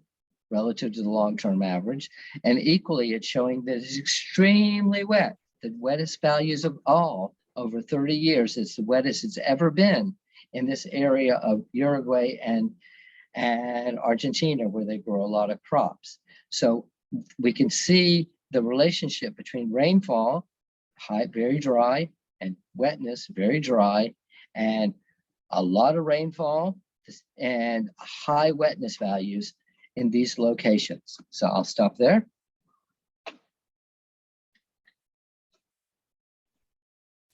So when unmute. Sorry. នៅក្នុងផែនទីរូបភាព slide នេះគឺបង្ហាញពីទំនាក់ទំនងរវាងទឹកភ្លៀងហើយនិងភាពសើមអញ្ចឹងនៅរូបភាពខាងស្ដាំគឺជាទិន្នន័យគឺជាការធ្វើ map ដោយពឹងផ្អែកទៅលើទិន្នន័យទឹកភ្លៀងបានពី USDA ចំណែករូបភាពខាងស្ដាំគឺជាតម្លៃនៃភាពសើមដោយប្រើកាយរណបដើម្បីសិក្សាដើម្បីបង្ហាញអញ្ចឹងនៅរូបភាពខាងស្ដាំគឺមានការប្រែពណ៌យើងឃើញពណ៌នៅក្រោមពីពណ៌ខ្មៅទៅកាន់ពណ៌បៃតងចាស់ពណ៌ខ្មៅគឺសំដៅទៅលើភាពស្ងួតខ្លាំងពណ៌បៃតងចាស់គឺបានន័យថាសំដៅវាបានន័យថាជាកន្លែងដែលមានទឹកភ្លៀងខ្លាំងអញ្ចឹងនៅក្នុងពណ៌បៃតងចាស់យើងឃើញនៅក្រោមគឺកន្លែងហ្នឹងបានន័យថាវាមានទឹកភ្លៀងខ្លាំងហើយអញ្ចឹងដល់ពេលនៅតំបន់ប្រទេសប្រេស៊ីលនៅផ្នែកខាងលើពណ៌ហិងខ្មៅគឺកន្លែងហ្នឹងគឺអត់សូវមានទឹកភ្លៀងទេរាំងប៉ុន្តែបើសិនយើងជាមួយគ្នាដែរយើងមើលស្របគ្នាជាមួយនឹងផែនទីដែលផលិតបានដោយការប្រើប្រាស់ពីភាពសើមបានពី satellite ពីកាយរណបអញ្ចឹងនៅខាងក្រោមកន្លែងដែលយើងមើលជាមួយនឹងផែនទីផ្សេងមួយទៀតដែលកន្លែងសម្បូរទឹកភ្លៀងខ្លាំងពណ៌បៃតងចាស់ហើយពណ៌អូខេខ្ញុំភ្លេចប្រាប់មួយទៀតនៅក្នុងផែនទីខាងឆ្វេងប្រែពណ៌ពីពណ៌ក្រហមទៅកាន់ពណ៌ស្វាយពណ៌ក្រហមបានន័យថាជាតម្លៃដែលភាពសើមហ្នឹងគឺមានតម្លៃទាបចំណែកពណ៌ស្វាយគឺតម្លៃភាពសើមមានតម្លៃខ្ពស់អញ្ចឹងយើងមើលទៅទីតាំងទាំងពីររវាងនៅប្រទេសអាចេនទីណាពណ៌ស្វាយខាងក្រោមជាតំបន់ដែលគេធ្វើកសិកម្មហើយនឹងខាងក្រោមកន្លែងដូចគ្នាប៉ុន្តែមើលផែនទីបានពីការធ្វើផែនទីតាមរយៈប្រើប្រាស់កម្ពស់ទឹកភ្លៀងណាអញ្ចឹងគឺតំបន់ហ្នឹងគឺវាមានភាពសើមវាខ្ពស់ដល់ពេលសំទោសតំបន់ហ្នឹងគឺនៅកន្លែងទេសចិនទីណាពណ៌ស្វាយគឺភាពសើមវាខ្ពស់ស្របពេលដែលយើងប្រើទិន្នន័យកម្ពស់ទឹកភ្លៀងគឺនៅតំបន់ហ្នឹងគឺបានគឺមានទឹកភ្លៀងធ្លាក់ខ្លាំងហើយមួយទៀតកន្លែងពណ៌ក្រហមវិញខាងលើពណ៌ស្វាយនៃ map ខាងនៃផែនទីខាងឆ្វេងគឺសំណើមភាពសើមគឺមានកម្រិតទាបបើសិនយើងមើលទៅលើកន្លែងហ្នឹងនៅក្នុង map ខាងស្ដាំវាបង្ហាញថាកន្លែងហ្នឹងគឺមានទីតាំងទឹកភ្លៀងទាបអញ្ចឹង map ពីរហ្នឹងគឺវាដូចគ្នាភាពសើមដែលបានពីការប្រើប្រាស់ទិន្នន័យពីកាយរណបហើយនឹងទឹកភ្លៀងដែលវាស់ជាក់ស្ដែងនៅក្នុងតំបន់ប្រទេសប្រេស៊ីលហ្នឹង So let's look at what happened the next week. The next week. One question from Kamsan. Oh, sure. In the slide. Kamsan, you wanna unmute yourself? Unmute hay xua mong ba not Kamsan? Bong mở sơ yun. Okay, now off here. What's the difference from standardized precipitation index to compare this example since the index from SPI is different? Well, that's an excellent question. The SPI, the Standardized Precipitation Index, is a measure of how wet it is relative to a distribution. And that distribution is called a gamma distribution. If you come to my full workshop, this is a great question. And I'm not going to be able to answer it in the detail in this presentation that I will be able to provide in our in-person day-long presentation. But I will say this much so that everyone can understand the Standardized Precipitation Index. It's based upon the fact that most of the time, it doesn't rain very much. It's not raining. Usually when it rains a little bit, but most of the rainfall occurs when it rains hard. So it's not a normalized distribution. It's called a gamma distribution. And we use that same gamma distribution for our wetness index. In fact, I was going to describe this later in the talk, but this is a perfect time to describe it. And that is, and I'll try to keep it simple, is that like a sponge, it's most of the time it's dry, but sometimes it gets some rainfall, some moisture into the soil. And then other times, not very often, it rains very hard. So the distribution is skewed towards very dry or drier, and not very often does it get a lot of rainfall. But when it does, that rainfall is a big part of the actual annual amount. And we use that same index in our wetness index. It's called a gamma distribution. And so what's here is actual rainfall. This is not standardized precipitation. This is actual precipitation. Our index is using the same index as the SPI, the Standardized Precipitation Index, which is a very powerful tool. And we use that tool in our wetness index. So I could say more, but I'll stop there. តាមពិតទៅសំណួរដែលកំសាន្តសួរហ្នឹងនៅក្នុងវគ្គនេះរៀងជ្រៅបន្តិចណាបើសិនជាចង់បានចម្លើយពេញលេញចាំពេល training in person នៅខែ3ដើមខែថ្ងៃទី7គាត់នឹងឆ្លើយស៊ីជម្រៅប៉ុន្តែគាត់គ្រាន់តែចង់លើកឧទាហរណ៍ថាដីដែលនិយាយពីទឹកភ្លៀងវាស្តៀងនឹងដីគឺស្តៀងនឹងអេប៉ុងដូចអេប៉ុងលាងចានអញ្ចឹងបើសិនជាចាក់ទឹកទៅពេលដែលមានបើអេប៉ុងហ្នឹងវាអត់មានអីសោះវាស្ងួតចាក់ទឹកទៅវានៅក្នុងហ្នឹងហើយវាអាចហៀឬក៏អីអញ្ចឹងឯងអញ្ចឹងតើទឹកច្រើនបានវាអាចចេញទឹកបានឬក៏មើលឃើញ wetness នឹងច្រើនណាអញ្ចឹងSPI ដែលកំសាន្តសួរហ្នឹង standard ហ្នឹងគឺគាត់ពេលដែលគាត់មើល satellite ហ្នឹងក៏គាត់ adapt ពី standardized precipitation index ហ្នឹងដែរវាអត់សូវខុសគ្នាប៉ុន្មានទេគ្រាន់ថា SPI ហ្នឹងគេមើលទៅលើភ្លៀងតើភ្លៀងខ្លាំងមែនតើចាប់បានអញ្ចឹងណានឹងតាមអីដែលខ្ញុំយល់ប៉ុន្តែខ្ញុំគិតថាបើសិនជាទាំងអស់គ្នាឬក៏កំសាន្តផ្ទាល់ចូលរួម training ថ្ងៃទី7ច្បាស់ជាយល់ស៊ីជម្រៅរឿងហ្នឹងកាន់តែខ្លាំងហើយ So I'll add one more point here that I think will help clarify it. The Standardized Precipitation Index goes from 0 to 1. You can notice that our wetness index also goes from 0 to 1, whereas this precipitation map does not go from 0 to 1. It's actually telling you how much precipitation is above or below average. So the SPI and our wetness index is a much better measure of how wet it is relative to normal. អញ្ចឹងបើនៅក្នុង SPI អីដែលគេ measure ហ្នឹងស្តៀងស្អីដែលគាត់មើលនៅពី satellite អញ្ចឹងពី 0 ទៅលេខ 1 នៅខាង map ចឹងឆ្វេងដៃបើយើងមើលអាពណ៌ក្រហមទៅពណ៌ស្វាយហ្នឹងណាប៉ុន្តែ precipitation map ដែល USDA គេមើលហ្នឹងគឺវាក្រោម average ទៀតក្រោមមធ្យមភាពទៀតអញ្ចឹងកម្រិតខ្លាំងទៀតខ្លាំងហើយនឹងភ្លៀងខ្លាំង So let's look at next week. Look what happened. And this is the area that was very wet in Argentina and Uruguay. and it had a lot of rainfall. The next week, it didn't have hardly any rainfall. There's almost no rainfall in this area.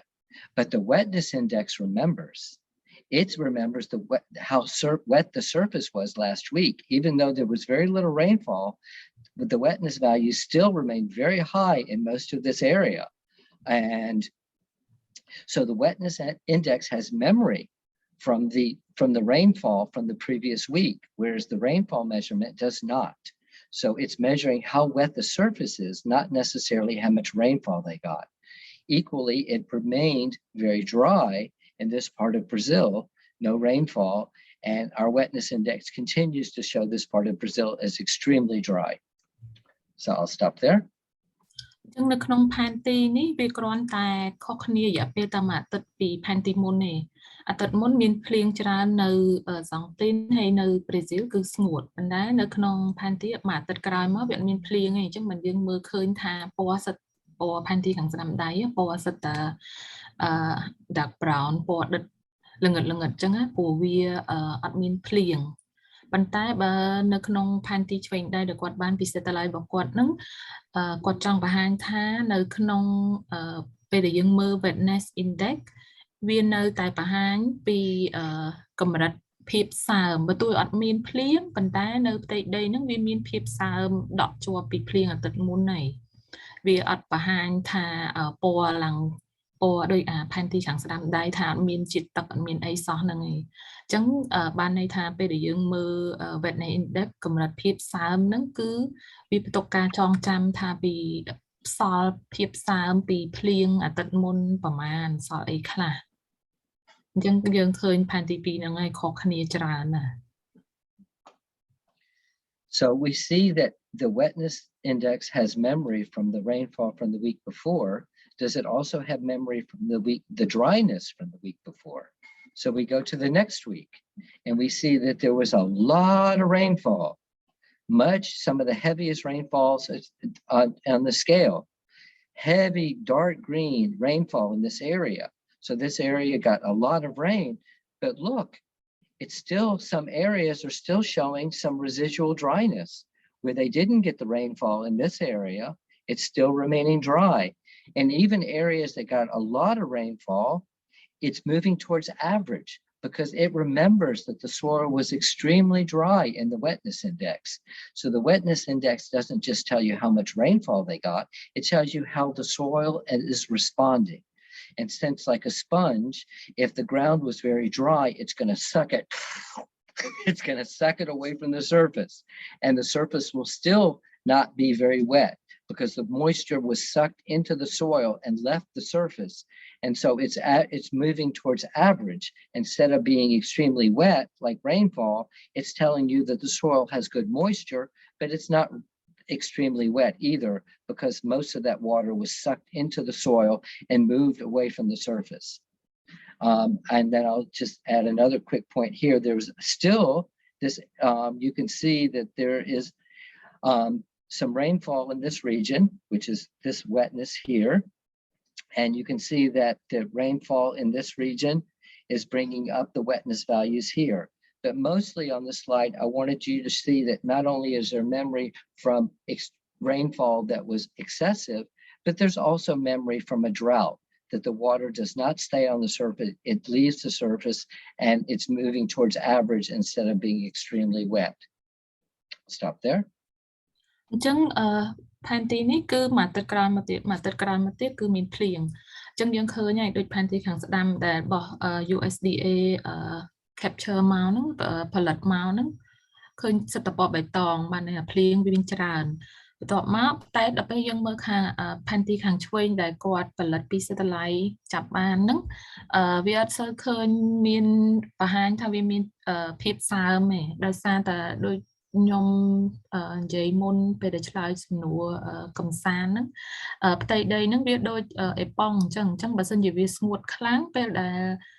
ភ្លៀងមកច្រើនយ៉ាងណាក៏វាដូចស្រូបមកហើយចូលដីអស់ហើយវាអត់មានបសល់ភាពសើមនៅក្នុងហ្នឹងទេបើជក់អស់អញ្ចឹងណាដោយសារតែវាស្ងួតពេកមុនហ្នឹង អញ្ចឹងទោះជាភ្លៀងច្រើនកម្រិតណាក៏វាអាចបន្សល់ភាពសើមនៅក្នុងដីច្រើនឲ្យយើងឃើញដែរអញ្ចឹងផែនទីខាងឆ្វេងឃើញសិតតែបង្ហាញថាវាអត់សូវមានភាពសើមទេបើទោះជាអាទិត្យហ្នឹងមានភ្លៀងច្រើនក៏ដោយអញ្ចឹងតែបើយើងមើលពីចំណុចខាងក្រោមវិញនៅខាងស្ដាំដៃវាមានភ្លៀងច្រើនពេញហ្នឹងតែនៅខាងឆ្វេងវាសល់បានន័យថាវាស្រូបហើយវាបន្សល់ផ្ទៃដីហ្នឹងបន្សល់ភាពសើមបានខ្លះនៅខាងឆ្វេងដៃខាងក្រោមហើយមានពណ៌ខៀវហ្នឹងណាអញ្ចឹងយើងឃើញហើយផែនទីប្រហែល 2-3 អាទិត្យដែលគេផលិតហើយគាត់ផ្ទឹមផែនទីរបស់ USDA ហើយនឹងផែនទីដែលគាត់ផលិតហ្នឹងវាខុសគ្នាប៉ុណ្ណាអញ្ចឹងមួយគឺផ្ដោតទៅលើទឹកភ្លៀងមួយផ្ដោតទៅលើភាពសើមថាវាខុសគ្នាមិនមានន័យថាពេលភ្លៀងដីរត់សិតតែសើមទាំងអស់ទេយើងត្រូវចាំចំណុចហ្នឹង Okay. And just one quick comment. You can see this area that did not get any rainfall, that still remained dry, continues to be extremely dry in the wetness index also. ហើយចំណុចមួយដែលគាត់ចង់បញ្ជាក់ហ្នឹងដូចគាត់ circle មិញហ្នឹងនៅខាងស្ដាំផែនទីស្ដាំដៃខាងលើហ្នឹងវាស្ងួតខ្លាំងអញ្ចឹងហើយផែនទីខាងឆ្វេងក៏បង្ហាញដែរថាវាអត់មានជាតិទឹកទេព្រោះវាស្ងួតយូរហើយអញ្ចឹងហើយក៏អត់បានមានភ្លៀងមានអីដែរអញ្ចឹងអត់មានជាតិទឹកដក់នៅក្នុងហ្នឹងទេ So are there questions here or comments and we'll keep moving? អញ្ចឹងដល់ចំណុចនេះមានសំណួរអីដែរទេគ្នាយើងឬក៏ក្រោយមុខទៀតអញ្ចឹងkey point កន្លែងហ្នឹងគ្រាន់តែចង់បញ្ជាក់ថាបើទោះជាមានភ្លៀងក៏មិនមានន័យថាមានភាពសើមភ្លាមដែរវាត្រូវការពេលវេលាសម្រាប់ស្រូបឬក៏ពេលខ្លះទីតាំងហ្នឹងវាស្ងួតខ្លាំងពេកវាអាចវាស្រូបហើយស្ងួតទៅវិញលឿនអត់ដូចគាត់បង្ហាញគាត់ធ្វើសលេងស្រូបមិនអញ្ចឹងណាវាអត់អាចផ្ទុកភាពសើមដូចដែលយើងឃើញទេអញ្ចឹងបើយើងឃើញភ្លៀងមិនប្រកាសថាទីតាំងហ្នឹងមានអា Wetness ហ្នឹងទេភ្លាមហ្នឹង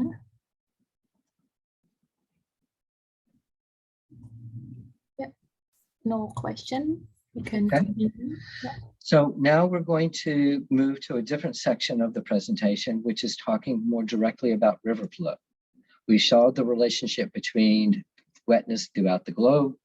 how it changes throughout the year. We looked at the Mekong in detail. We looked at the lagged relationship between the wetness index and precipitation. Now we're going to understand how that lagged relationship between surface wetness translates into predicting river flow. So here's some questions that I have as we move into the next section. And that is, do you think that there will be a lag between wetness at the surface and the flow of river and flow of water in the lower basin? So how long does it take from the water from the surface to actually begin to flow into the lower basin? ចឹងយើងបានឃើញនៅ slide ពីមុនហើយយើងបានរៀនហើយពីWetness index ហ្នឹងប្រើសម្រាប់ផ្ដោតទៅលើសម្រាប់បង្ហាញនៅលើផែនទីបែបម៉េចហើយក៏ទំនាក់ទំនងរវាងទឹកភ្លៀងហើយនិងភាពសើមអញ្ចឹងយើងនឹងសិក្សាតទៀតពីការប្រើប្រាស់សំណើមនៅលើផ្ទៃដីដើម្បីទស្សន៍ទាយពីលំហូររបស់ទឹកទន្លេអញ្ចឹងតើអ្នកគិតថាមានកម្រិតរយៈពេលដែលអត់រវាងភាពសើមនៅលើផ្ទៃដីហើយនិងទឹកដែលវាហូរចូលនៅក្នុងទន្លេមេគង្គ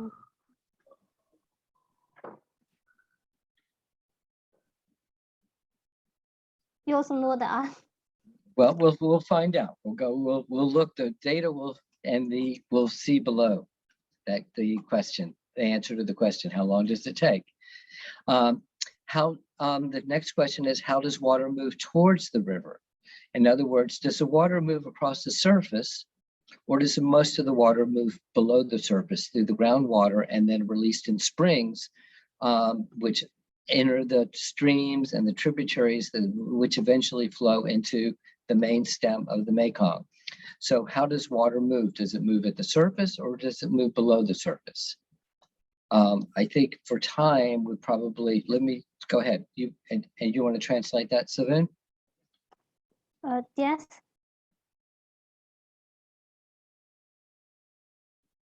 Okay. And then the question is how does go ahead. តើយើងគិតថាទឹកហូរចូលទន្លេបានដូចចូលហូរយ៉ាងដូចវាទឹកលើដី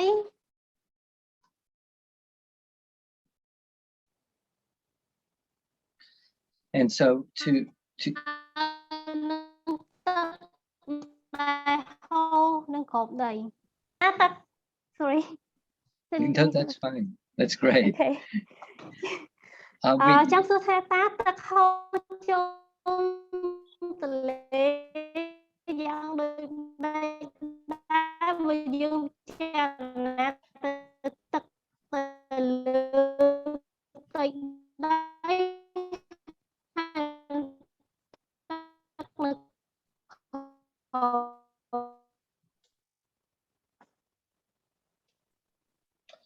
Well, I think that we're getting not a clear signal from you right now, as far as we're not hearing you clearly. Okay. Go ahead. តាមពិតទៅនៅក្នុងបើសិនជាយើងមើលទៅលើ surface water ទឹកដែលនៅលើផ្ទៃដីហ្នឹងយើងអាចសំណួរសួរថាយើងអាចប្រើសម្រាប់ទស្សន៍ទាយលំហូរទឹកបានអត់ហើយបើសិនជាពេលដែលទឹកហូរចូលទន្លេតើ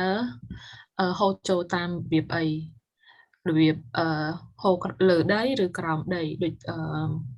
ទឹកដងទឹកអីអញ្ចឹងណាអញ្ចឹងនៅក្នុង slide បន្ទាប់គាត់នឹងមានរូបភាពគាត់មាន graph មានអីបង្ហាញយើងថាឆ្លើយទៅនឹងសំណួរអស់ហ្នឹងហើយបើសិនជាយើងអត់អាចឆ្លើយឬក៏អត់ទាន់យល់ឥឡូវហ្នឹង So I'm going to keep moving forward. I'm going to bring the next three questions together. How do dams alter the natural relationship between surface flow and river flowing downstream? So in other words, the dams alter the natural rhythm of the river by holding water back. We're going to see that in our model in just a moment. And then the next question I'll ask is,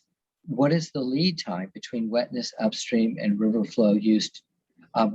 downstream? And how can that relationship be used in our predictive model? The lead time between water upstream and the time it takes for it to accumulate and flow in the river downstream. I'll stop there.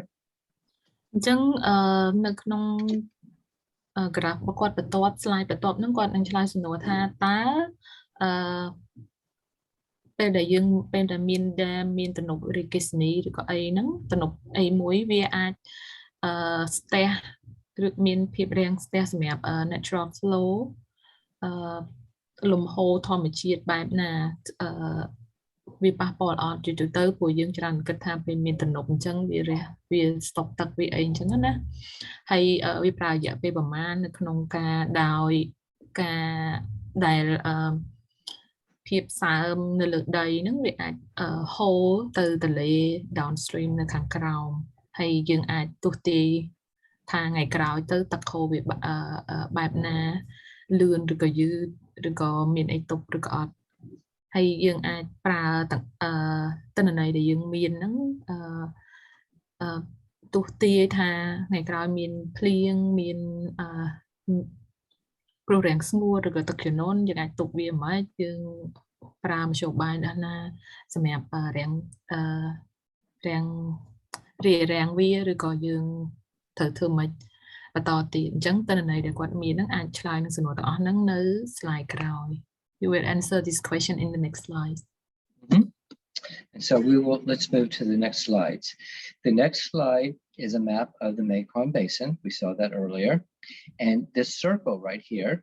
is the Chen Chen gauge, right at the intersection of Myanmar and Laos and Thailand.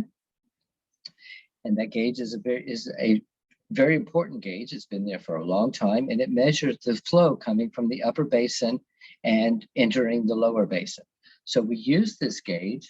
from the MRC to measure the amount of water that is flowing through this location at Chen Chen every month for 30 years. And we have measurements from the MRC, but we also have measurements from the upper basin. So we take measurements, wetness values from the upper basin, And we build a relationship between the measurements of wetness upstream. Remember, we saw it was very dry in the wintertime, and then wetness increased, so the flow would be increasing. And we also want to understand the time it takes from the water in this area to eventually accumulate and flow past the gauge. So we're going to build a relationship between water flowing past the gauge and wetness values throughout the year through every month for 30 years, and try to understand the relationship between wetness and river flow. Slide នេះគឺតលេមេកុងបដាប៉ុន្តែនៅក្នុងហ្នឹងគាត់នឹង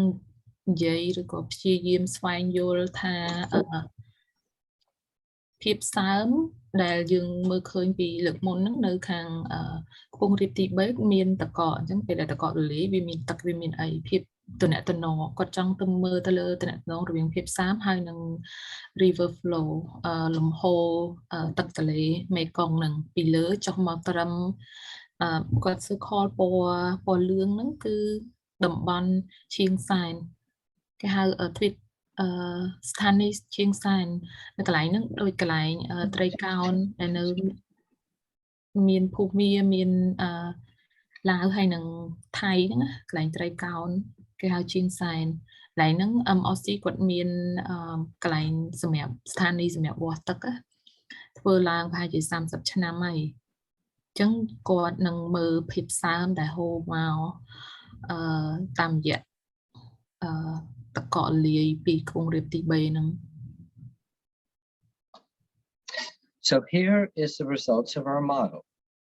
and I'll show you the graph in a moment, which will be a good indication of the results we got. But our model was calibrated.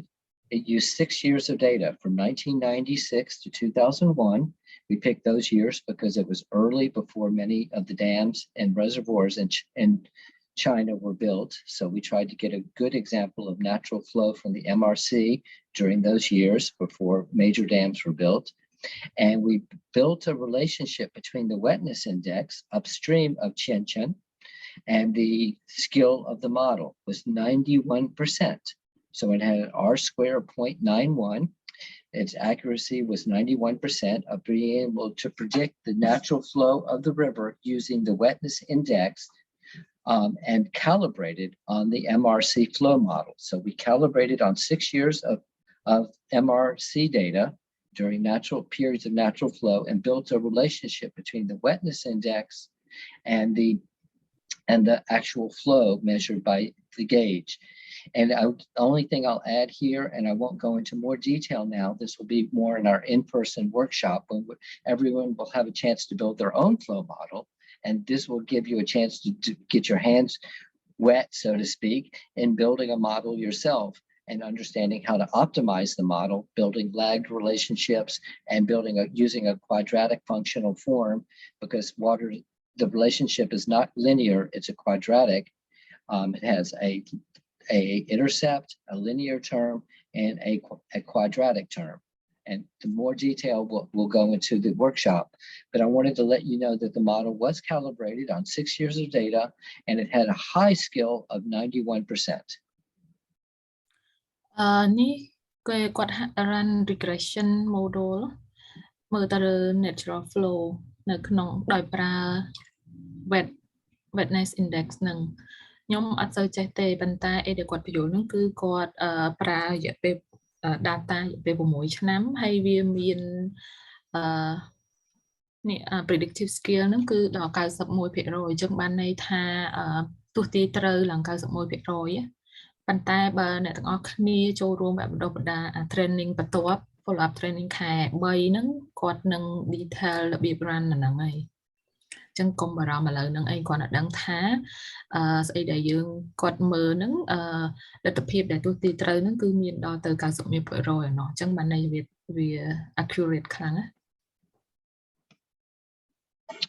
So here are the results of the model.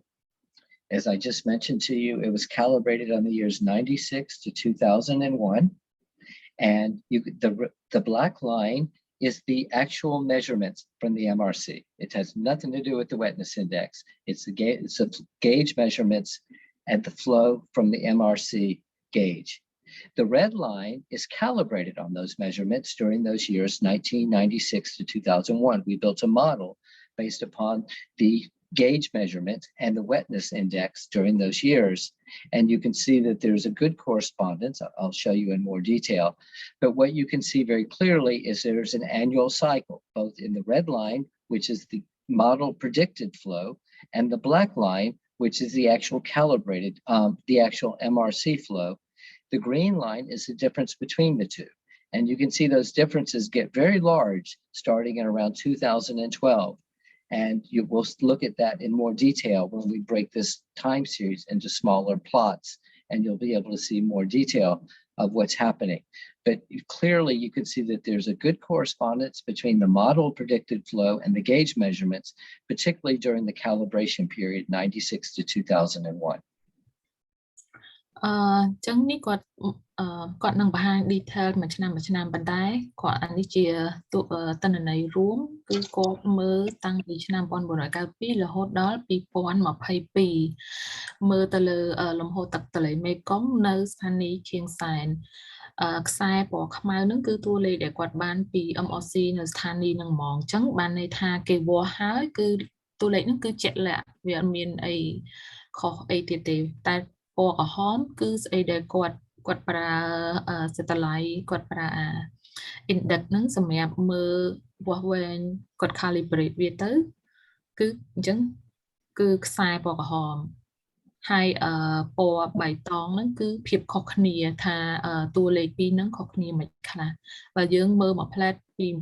1992ទៅរហូតដល់2010 2012ហ្នឹងវានៅរៀងធម្មតាភាពខុសគ្នាបើយើងមើលពណ៌បៃតងណាហើយពណ៌ក្រហមផ្ទឹមពណ៌ក្រហមមួយពណ៌ខ្មៅហ្នឹងក៏វាខុសគ្នាមិនដែរប៉ុន្តែពី2012ឡើងទៅយើងឃើញពណ៌បៃតងហ្នឹងវា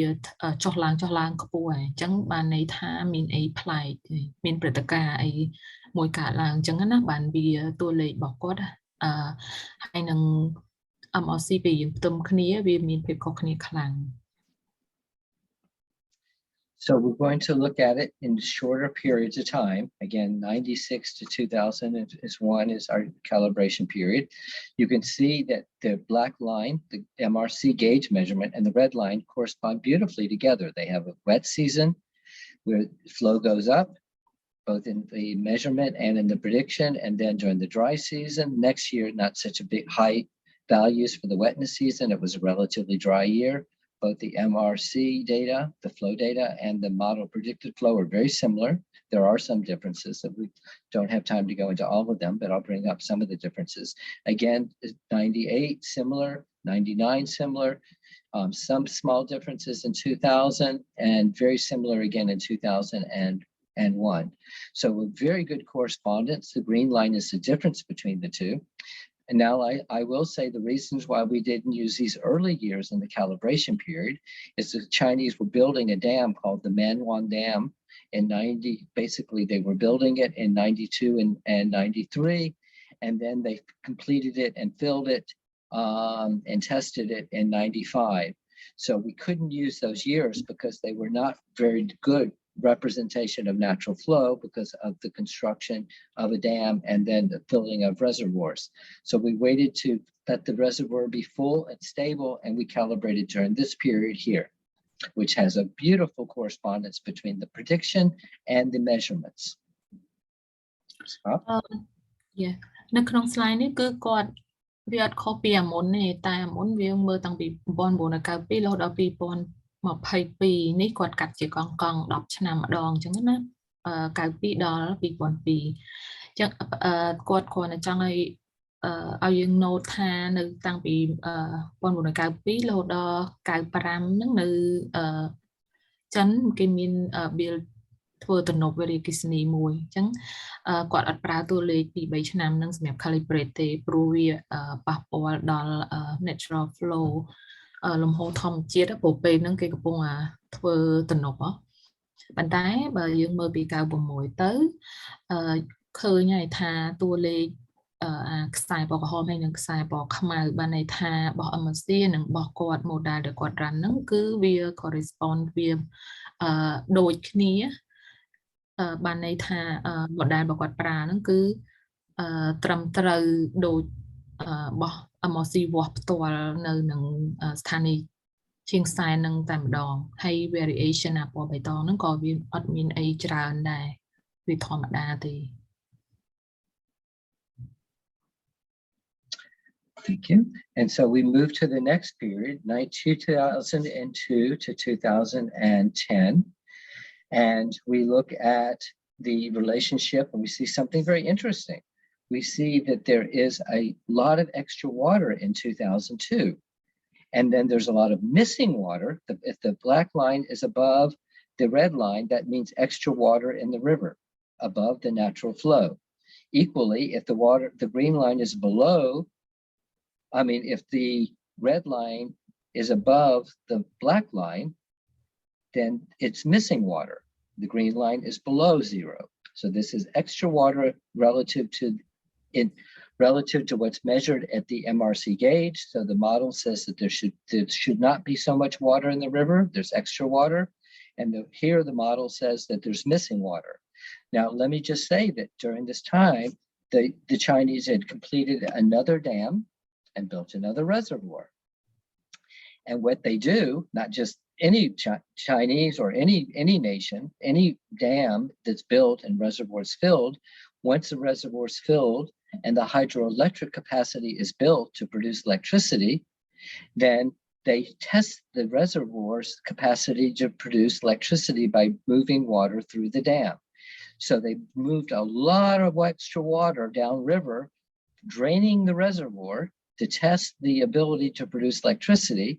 But since they drain the water out of the reservoir, they have to fill the reservoir during the next year's wet season.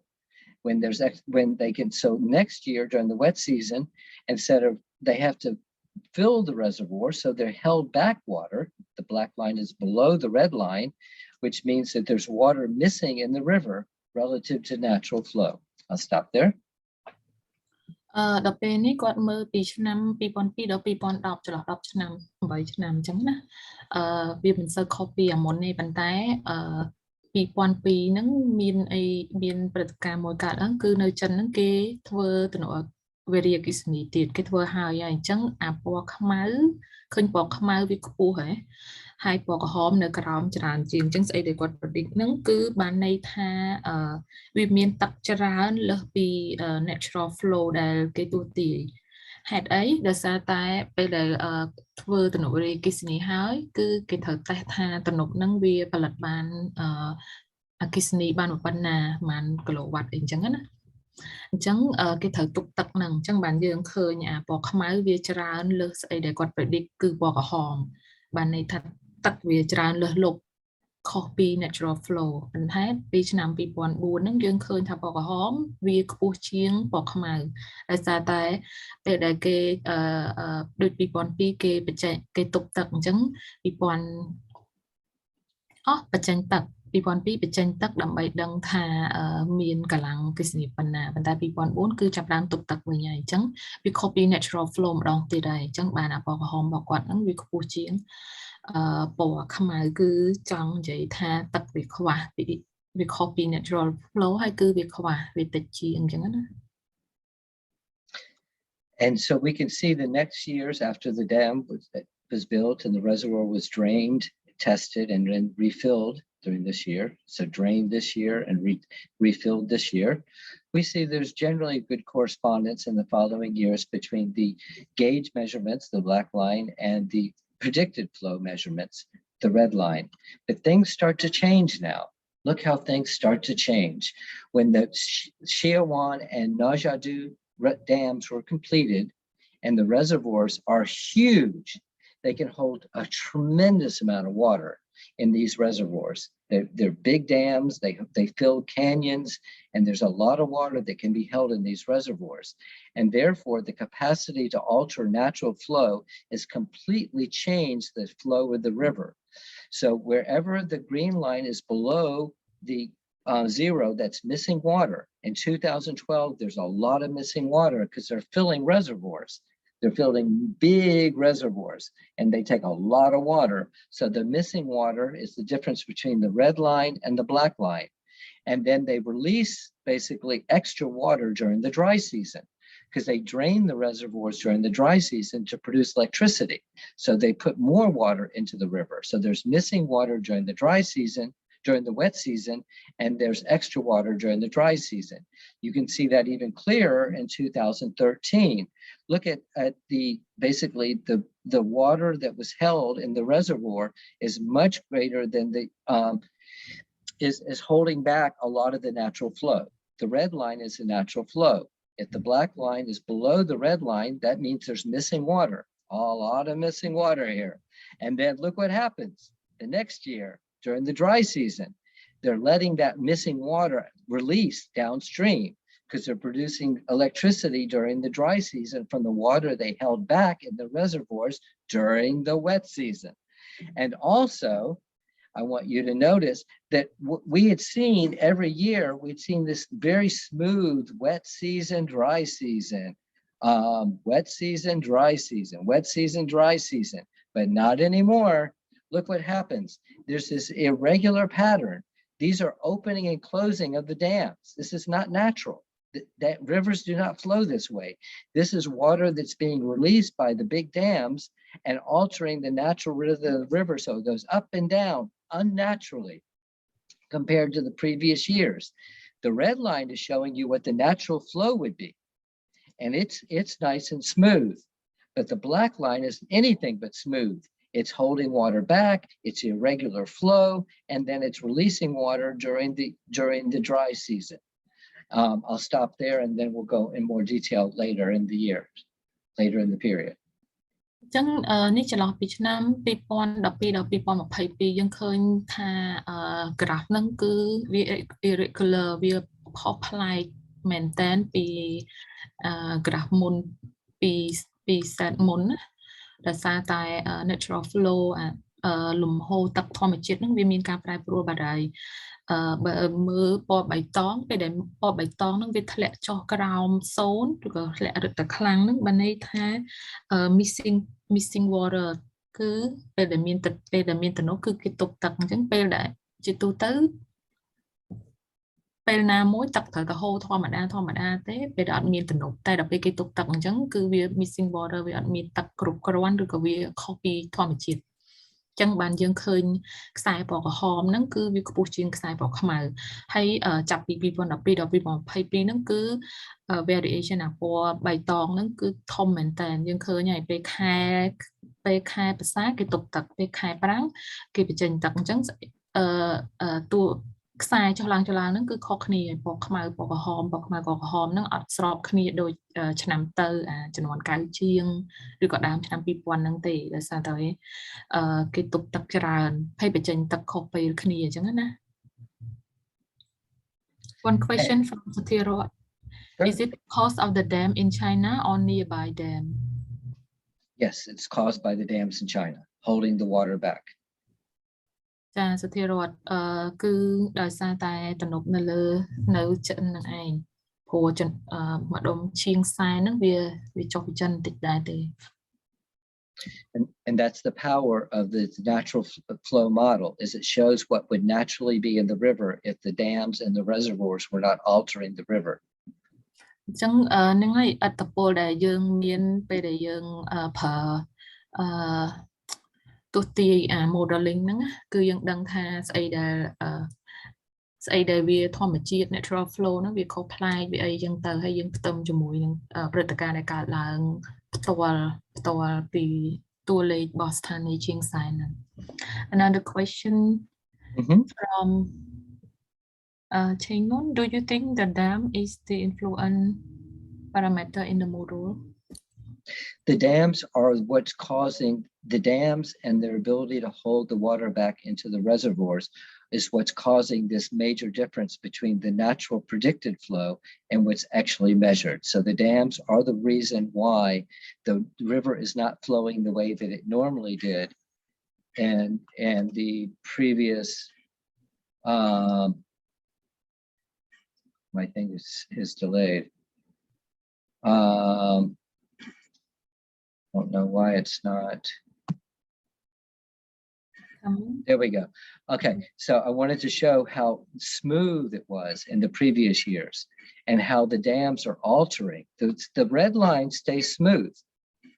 The red line is natural flow. The black line is what's actually measured at the MRC gauge. So the black line is showing you how altered the natural flow is relative to what the red line represents. អញ្ចឹងយើងមើលក្នុង graph នេះឃើញហើយ graph ហ្នឹង graph ដដែលទេថាពេលដែល MRC គាត់វាស់នៅឈៀងសែនហ្នឹងយើងឃើញភាពខុសគ្នាហើយវាមិនធម្មជាតិទៀតណាដោយសារតែវាមានទំនុកទុកទឹកអីហ្នឹងហើយឆ្លើយទៅសំណួរដែលសួរមុនហ្នឹងថា dam គឺជា parameter ឬក៏វាជះឥទ្ធិពលលើ natural flow ហ្នឹងគឺវាច្បាស់ហើយព្រោះយើងមើលឃើញហើយថាតាំងពីមានទំនប់វារីអគ្គិសនីនៅខាងលើមកទឹកវាអត់ហូរដូចធម្មតាទៀតទេមានពេលដែលត្រូវហូរវាអត់ហូរវាអត់មានទេពួកគេទប់ពេលដែលខែប្រាំងយើងក៏ថាអត់មានទឹកទេគឺតែគេបញ្ចេញសម្រាប់ចរន្តអគ្គិសនីហ្នឹងគឺវាទៅជាមានទឹកច្រើនអញ្ចឹងណា Another follow-up question during the modal calibration or modal validation. We did a model calibration during the early years. Whoops. These years here. And then we did a model calibration during these years. And we found that the validation and the calibration of the model was very accurate and stable. So this is not a function of the model being in question. It's really a function of what's happening caused by the dams and the reservoirs that are causing this irregular, unnatural flow and holding back water during the wet season and releasing extra water during the dry season. And we can measure the impacts of the dams by using the flow model, the natural flow model, to show how the dams are altering what would naturally be flowing downstream. អញ្ចឹងគាត់ប្រើទាំង calibrate ហើយនឹងគាត់ប្រើ model calibration ហើយនឹង validation ក្នុងពេលតែមួយដំបូងគឺ calibrate តបមកក៏ validate ពេលក្រោយដែរហើយវាពិតជាបញ្ជាក់ថាវាមានអីរាំងស្ទះទឹកហើយទឹក natural flow នឹងវាអត់ដូចដើមទេហើយយើងដូចឃើញក្នុង graph នឹងអញ្ចឹងវាចុះឡើងអាពេលដែលវាត្រូវទៅហូរធម្មតាវាអត់មានទឹកពេលដែល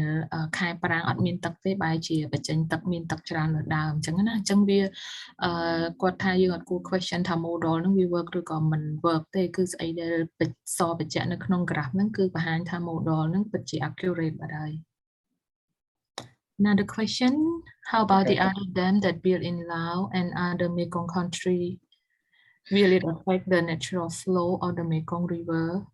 Yes, clearly. Anytime you build a dam and you build a reservoir, you're altering the natural flow. And we can measure the impacts of those dams also. And so the answer is we want to start building a model for downstream from Chen Chen and go to the Vientiane and keep on Chongchun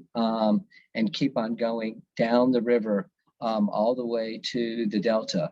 And see how different reservoirs in Laos and in Thailand and even in Vietnam are altering the natural flow of the river. So yes, we can do this anywhere in the world. អញ្ចឹងនិយាយទូទៅឲ្យតែមានទំនប់វាទប់ទឹកវាធ្វើឲ្យflow នោះវាខុសពីធម្មជាតិហើយវាអត់មានអីត្រូវសួរសំណួរទៀតទេប៉ុន្តែយើងដោយសារតែយើងមានទូទិន្នន័យត្រឹមតែជាងសែនហ្នឹងអញ្ចឹងគាត់ចង់ធ្វើ model replicate model ហ្នឹងធ្វើនៅ downstream ណាចុះមកក្រោមនៅឡាវនៅខ្មែរយើងនៅ delta អញ្ចឹងណាសង្ឃឹមថាយើងធ្វើបានឆាប់ៗ And the last thing that I would like to show on this plot is something that happened very interesting in 2019. In 2018, the Chinese built a capacity to produce electricity very efficiently from hydroelectric and send it to major cities where it could be used. So they completed their hydroelectric facilities to move the electricity to where it was going to be used.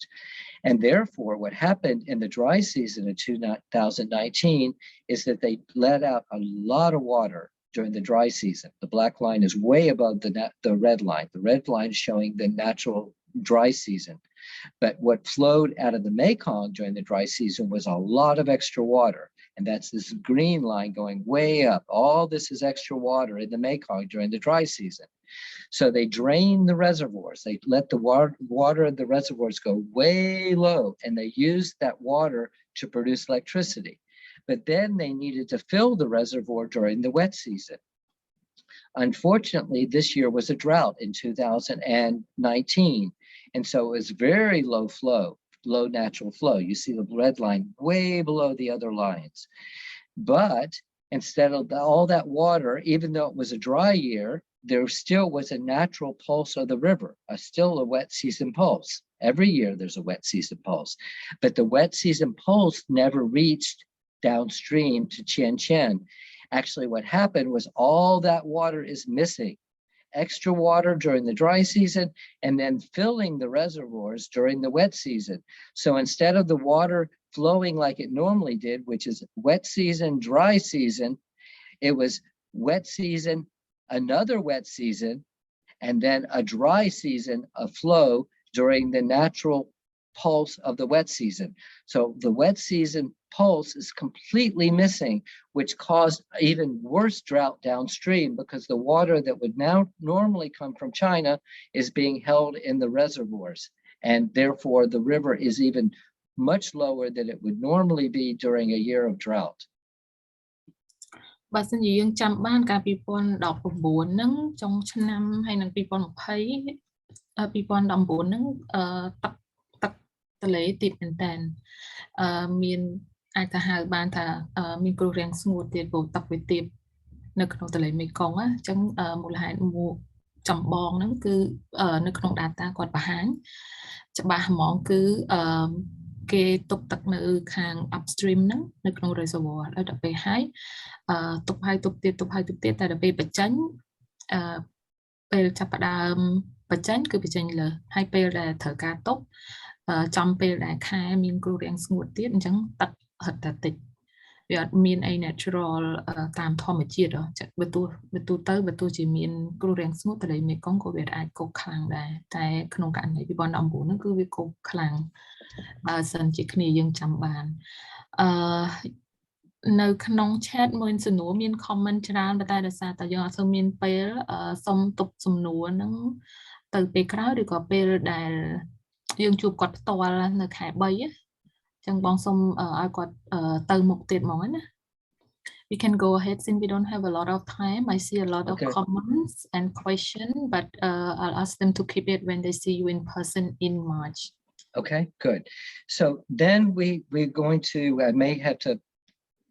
make this, I still want to make sure that I communicate clearly, but I will keep moving. I won't ask these questions in a way to look for answers, but these are questions that we will answer together as I go to the next slides. We're moving now to the Toddley Sap Lake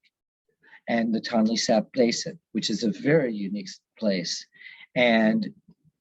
so the question is, when does the wetness over the lake contribute to flow? Because there is clearly a lot of water from the Toddley Sap Basin that flows into the lake, and that lake flows into the Mekong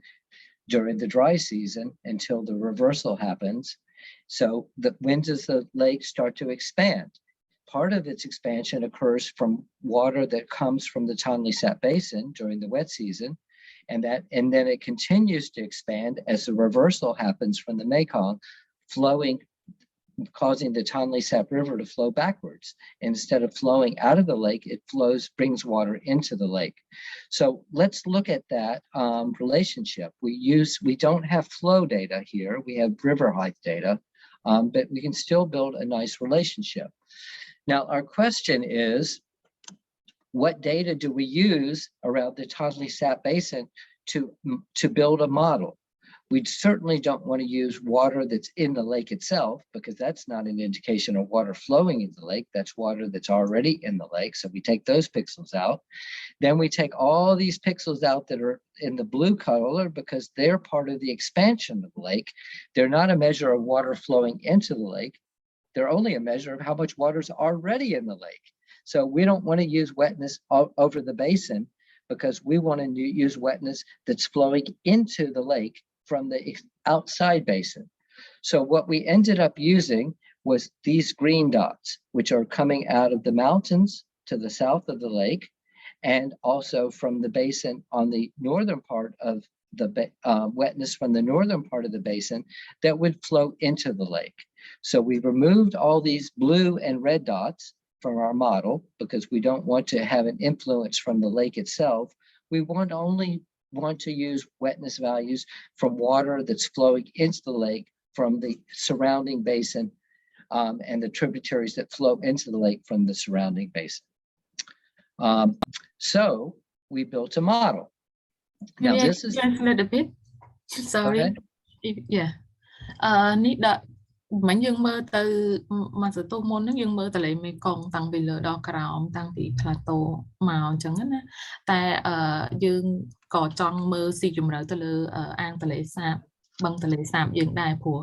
វាមានគេហៅ natural phenomena ដែលទឹកទន្លេហូរច្រាស់ទៅវិញនៅខែ7តាមខ្ញុំចាំពេលដែលទឹកមានច្រើនអញ្ចឹងណាអញ្ចឹងបើសិនជាសំណួររបស់គាត់ហ្នឹងពេលដែលគាត់មើលតាម satellite pixel នេះហើយសំណួរចម្បងដែលគាត់សួរហ្នឹងគឺថាតើwetness index បែបវា contribute គឺវានាំអាភាពសើមហ្នឹងនាំទៅកាន់បឹងទន្លេសាបតាមរយៈអីខ្លះហើយពេលយើងមើល pixel នេះគាត់បង្ហាញមិញហ្នឹងយើងមើលឃើញហើយបើបឹងទន្លេសាបពណ៌ខៀវយើងអញ្ចឹងយើងអត់មើលទៅលើហ្នឹងទេព្រោះវាទឹកស្រាប់ហើយពណ៌ខៀវស្ដើងពណ៌ផ្ទៃមេឃគឺសិតតែទឹកនៅជិតហ្នឹងហើយពណ៌ក្រហមក៏វានៅជិតបឹងដែរព្រោះបឹងមុនរងទូចប៉ុន្តែពេលដល់រដូវមួយទៅវារីកធំអញ្ចឹងរួមរីកអញ្ចឹងណាយើងក៏អត់ចង់បានតួលេខពីចំណុចក្រហមហ្នឹងដែរអញ្ចឹងយើងមើលទៅលើពណ៌បៃតងដែលវារៀងឆ្ងាយពីបឹងបន្តិចវាអត់មានរីកទៀតទេ So now we go to the model, and I have to be very clear how we developed the model because it was a challenge. What we had to do is we wanted, remember our goal, we want to measure how much water is flowing into the Toddley Sap Lake from the basin around the lake. And we do not want to include water that's in the lake, water from the expansion of the lake, or reversal from the Mekong. So we thought, well, we can only use wetness values during the dry season when the lake is draining and most of the water that's draining from the lake is flowing into the Mekong. And we want to measure the amount of water that's coming from the basin and flowing through the lake, through the Toddley Sap River into the Mekong. So we thought, okay, here's what we'll do. We'll only use 4 months out of the year when the lake is relatively small and the water that's leaving the lake is water that originated from the basin itself. So we use basically months of March, April, May, and June. We do have a lagged response. I'll go into that more in our in-person workshop when you get to actually build your own model. And everyone will build their own model and then we'll compare them. So there's a different lagged response between the time it takes from the water from the mountains around the lake to flow into the lake itself. But we built, and we only use 4 months out of the year. We use 10 years of data for calibration, 1992 to 2001. And we have a model that has 94% accuracy. So it's a very accurate model built on flow from the basin during the dry season and how that affects the height of the Toddley Sap Lake. So a very high skill model. Again, it has a linear and a quadratic term. It's a quadratic model. And we built it in 10 years of data from 92 to 2001. So I'll stop there. គាត់ដោយសារតែតួលេខដែលគាត់មានហ្នឹងគឺតែកម្ពស់ទឹកទេriver high ហ្នឹងហើយកម្ពស់ទឹកទន្លេហើយអញ្ចឹងគាត់មើលតែលើកម្ពស់ក្នុងកម្ពស់ទឹកក្នុងរយៈពេល4ខែខែ3ខែ4ខែ5ហើយនិងខែ6ហើយស្អីដែលគាត់និយាយថា model ដែលគាត់ប្រើហ្នឹងគឺ we accurate ខ្លាំងព្រោះយើងមើល significant level របស់វានៅក្នុងនេះណាតែ graph នេះខ្ញុំក៏យល់ច្រើនហើយក៏ចង់ទៅ detail ដែរដោយសារតែយើងជិតដល់ម៉ោងហើយអញ្ចឹងរៀងសូត្រតិចហើយបើសិនជាអ្នកទាំងអស់គ្នាគិតថាមានការឲ្យត្រូវទៅដោយសារតែដល់ម៉ោងអាចចេញមុនបានអត់អីទេប៉ុន្តែយើងនឹងបន្តបញ្ចប់ប្រហែលជាមាន 4-5 slide ទៀតទេsince we are out of time I think we can just run fast we have only few slides left and people who want to leave they can leave at any time but we will take about 10 to 15 minutes more max. Okay,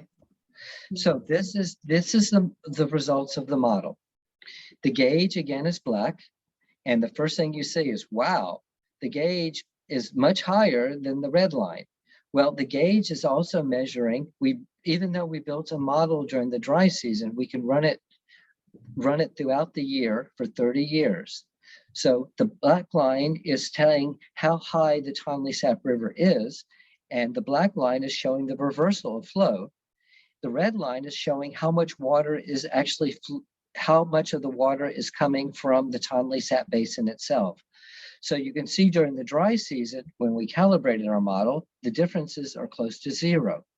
However, when there's a reversal, the Toddley Sap River is much higher than what it would normally be if there wasn't the reversal of flow. The red line is how much would naturally be in the Toddley Sap River if there wasn't the reversal. The black line is showing you how much extra water is in the Toddley Sap River because of the reversal. So the difference between the black line and the red line is the extra water from the Mekong River. And we can show you how things changed over time. When I blow this slide up into shorter periods of time, you'll see some very interesting features. So I'll stop there. ទូលេខដែលគាត់បាននេះគឺបានពីគាត់មើលតានៅស្ថានីយ៍ព្រែកក្តាមទេគាត់យកតួលេខពីស្ថានីយ៍ព្រែកក្តាមអញ្ចឹងវាអត់ខុសគ្នាពីពេលដែលយើងមើលទន្លេមេគង្គមុននឹងនៅឈៀងសែនហ្នឹងគឺផ្ទឹមអាពណ៌ខ្មៅហើយនឹងពណ៌ក្រហម model ដែលគាត់រ៉ាន់ហើយនឹង actual របស់គេដែលគេវាស់អញ្ចឹងយើងឃើញអាពណ៌ខ្មៅច្រើនណាស់ដោយសារតែនៅក្នុងនៅទន្លេសាបវាមាន reverse flow ទឹកហូរច្រាសទៅវិញអញ្ចឹងស្អីដែលmodel run គាត់ថាទឹកគួរតែហូរតាមធម្មជាតិហ្នឹងគឺវាខុសគ្នាពីស្អីដែលគេវាស់ឃើញផ្ទាល់ដោយសារតែវាមាន reverse flow ហ្នឹងឯង So now we're going to start looking at it in shorter periods of time. And you can see the red line is what would naturally be the height of the Toddley Sap River based upon our model calibrated during the dry season. This would how much water would be in the Toddley Sap River. The black line is measured how much water is, how high the Toddley Sap River is. The difference between the two is the reversal of flow. This is our calibration period in here. And I want to show you something very interesting. In 2000, there was a lot of rainfall early in the wet season. And the red line went way up high. Look at that. It went way higher than ever before. This is water that's coming from the basin itself. So the lake got very high during the 2000, not because of the reversal of flow at all. It's because of all the rainfall that occurred in the basin, causing the lake to flood completely independent of the reversal. And then the rainfall started to get less, and the river, the Toddley Sap River, should be going back down according to the red line, but it doesn't because the reversal starts to happen. And so first it's the extra water in from the basin, and then as the black line goes above the red line, that's an indication of the reversal. So you can see the reversal every year. There's a natural rising of the Toddley Sap River, and then the black line getting higher than the red line because of the reversal. And you can see that there's missing water here. And here's what's happened is the Toddley Sap Lake was very high relative to the Mekong. And so water flowed very quickly from the lake into the river, into the Toddley Sap River and into the Mekong. So the gradient between the lake was much greater than the Mekong. And so extra water flowed out of the lake. But you can see there's a natural rhythm of the flow every year, some years it's more rainfall in the Toddley Sap Basin, other years less so, like in this year here, but there's a natural rhythm every year between the two, but that changes later, and I'll show you later. So I'll stop here and then we'll look at a later time. ក្នុងslide នេះគឺមើល10ឆ្នាំដូចគ្នាកម្ពស់ទឹកហើយនឹង model ដែលគាត់ calibrate នឹងអញ្ចឹងវាទូទៅវាធម្មតាឃើញយើងឃើញតាមពី92មកប៉ុន្តែដល់ពេលពាក់កណ្ដាល2000ហ្នឹងដោយសារភ្លៀងមានភ្លៀងច្រើនតាមខ្ញុំចាំដូចជាមានទឹកជំនន់កាលឆ្នាំហ្នឹងអញ្ចឹង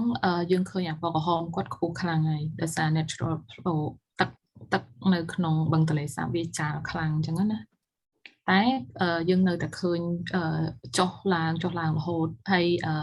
ពណ៌បៃតងហ្នឹងវាអត់ធ្លាក់ក្រោមខ្លាំងហើយបានន័យថាវា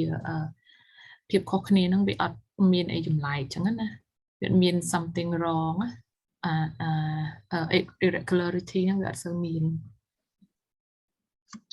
And so we look at the next period of time, 2002 to 2010. We see again a fairly natural rhythm. This is the black line is above the red line is a reversal. The values are very similar during the dry season because it was calibrated on the dry season. Until something really changed here in 2007, there was a lot of rainfall and the Toddley Sap Basin and the Toddley Sap Lake was very high. Therefore, it flowed very quickly downstream into the Mekong. Therefore, there's missing water. But look what happened in 2008. The natural rhythm of the Toddley Sap Lake and the Toddley Sap River is changed. And it changed in 2008, it changed in 2009, and less so in 2010. The natural rising of the river is gone. And so land use changes is altering how much water from the basin is flowing into the lake. And so we're missing basically a lot of water that would flow into the lake like other years is now missing. And the red line does not rise like it normally does, but it's missing a lot of water into the lake because it's being taken out of the river.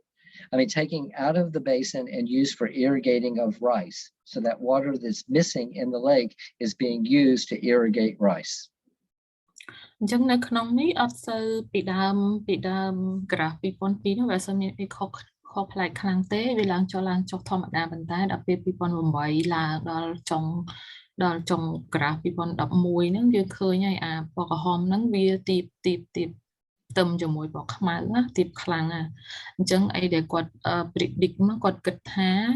ដោយសារតែវាមាន land use change ទឹកវាហូរចេញខ្លាំងឬក៏គេលុបបង្ធ្វើយកដីវាយកដីធ្វើដីកសិកម្មឬក៏ស្អីមួយអញ្ចឹងទៅអញ្ចឹងមានព្រឹត្តិការណ៍អ្វីមួយកើតឡើងពេលដែល graph ហ្នឹងវាខុសគ្នាខ្លាំងអញ្ចឹងណា And then this is the last slide, and this is an important one. Look what happened in the last years. This was early. This is what happened in the last year.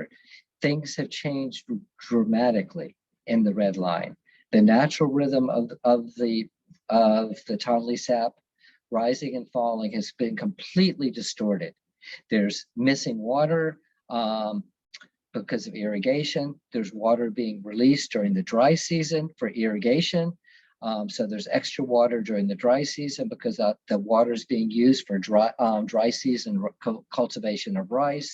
Again, missing water during the wet season, extra water during the dry season. So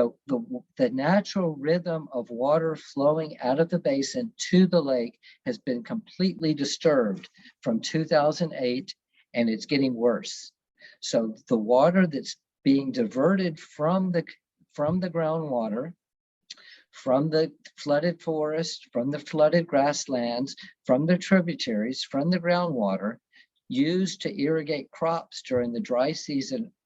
is completely distorting the natural flow of water from the basin into the lake. And look how unnatural it is. All these changes in the red line are showing a completely unnatural rhythm. It didn't used to exist. And now look what happens. So land use changes are completely altering the amount of water flowing from the basin into the lake in a completely unnatural fashion relative to what would be happening if all this land use changes and diversion of water wasn't altering the movement of water towards the lake in these last years. Huge environmental and social and impacts on the integrity of the Toddley Sap Basin. យើងមើលនៅក្នុងក្រាហ្វនេះអញ្ញែមែនតើពណ៌ក្រហមពណ៌ខ្មៅពណ៌បៃតងនឹងឃើញអត់អញ្ចឹងវាបានន័យថាវាមានព្រឹត្តិការណ៍មួយចំនួនកើតឡើងដែលធ្វើឲ្យ river flow នឹងវាខុសពីធម្មជាតិវាលែងធម្មទូទៅហើយឃើញអាពណ៌ក្រហមពេលដែលវាគួរតែឡើងវាឡើងទេហើយពេលដែលវាគួរតែចុះក៏វាអត់ចុះដែរបើផ្ទឹមជាមួយខ្សែពណ៌ខ្មៅហើយពណ៌បៃតងហ្នឹងក៏បង្ហាញ variation ហ្នឹងខ្លាំងដែរអញ្ចឹងស្អីដែលគាត់ predict ហ្នឹងគឺវាមានដោយសារ land use change ពេលខ្លះគេវាដីធ្វើដីកសិកម្មហើយនឹងទប់ទឹកសម្រាប់irrigation អញ្ចឹងណា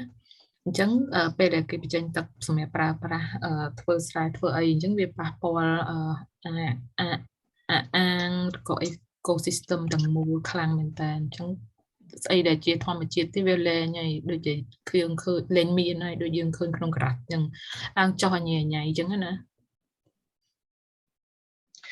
And so I have a little bit more of the presentation, but I think for the limitation, we're over time already. I think I stop here, but I do make one last comment that yes, the upper basin is affecting the natural rhythm of the river by the confoundment of the water in the dams and the unnatural release of water during the dry season and the holding and restriction of water during the wet season. But also the unnatural land use changes in the Toddley Sap Basin is also affecting the Toddley Sap Lake. And you can see that here. This has nothing to do or very little to do with what's happening from the dams in Laos and China. This changing a natural rhythm of the black line is completely impacted by land use changes and changes in water use and irrigation and rice production during the dry season, which is altering the integrity and the health of the Toddley Sap Lake itself. So even though Cambodia is impacted by land use changes and changes in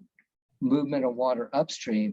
a huge impact from the Toddley Sap Basin is actually being impacted directly by land use changes around the lake itself. អញ្ចឹងបើសិនជាទោះយើងឃើញថាមានទំនប់វារីអគ្គិសនីនៅខាងទន្លេខាងលើខាងអីក៏ដោយគិតថាប៉ះពាល់ផលប៉ះពាល់វាអាចនៅមិនតន់ខ្លាំងដល់ការប្រែប្រួល land use change ហ្នឹងឯងនៅជុំវិញបឹងទន្លេសាបហ្នឹង land use change ការប្រែគាត់ប្រើទឹកផ្លាស់ប្ដូរផ្ទៃដីការប្រើដីការប្រើអីជុំវិញហ្នឹងវាផ្ដល់ផលប៉ះពាល់លឿនណាដូចយើងឃើញក្នុងក្រាហ្វហ្នឹងអញ្ចឹងប្រហែលជាជាង10ឆ្នាំហ្នឹងមានការប្រែប្រួលខ្លាំងមែនតើស្អីក៏ខុសដែរហើយហ្នឹងយើងមើលតែលើបឹងទន្លេសាបមួយផងអត់ទាន់បានមើល tributary ឬក៏ស្អីទៀតទេអញ្ចឹងបញ្ហាកត្តាមនុស្សការប្រើប្រាស់ដីការប្រើប្រាស់ទឹកហ្នឹងវាជាមូលហេតុចម្បងដែលធ្វើឲ្យទឹកទន្លេសាបហ្នឹងមានការប្រែប្រួលលំហូរទឹកវាឡើង natural ដូចមុនណា Can we go to the question on the chat a bit? Sure. If you don't have any comments. ទាំងអស់គ្នាមានសំណួរអីទេបើអត់ទេពួកយើងតាមពិតដល់ម៉ោងហើយប៉ុន្តែដោយសារតែមានសំណួរ sorry. So I stop sharing my screen now, right? No, it's okay. You can leave it there. Okay. Just asking if there's any question more since we are already out of time. Just from me, I like to have one comment. Like, yeah. Could I? Yes. Yes. Thank you, Alana. I'm Panara from Institute of Technology of Cambodia. Very interesting topic for your presentation. Thank you. In fact,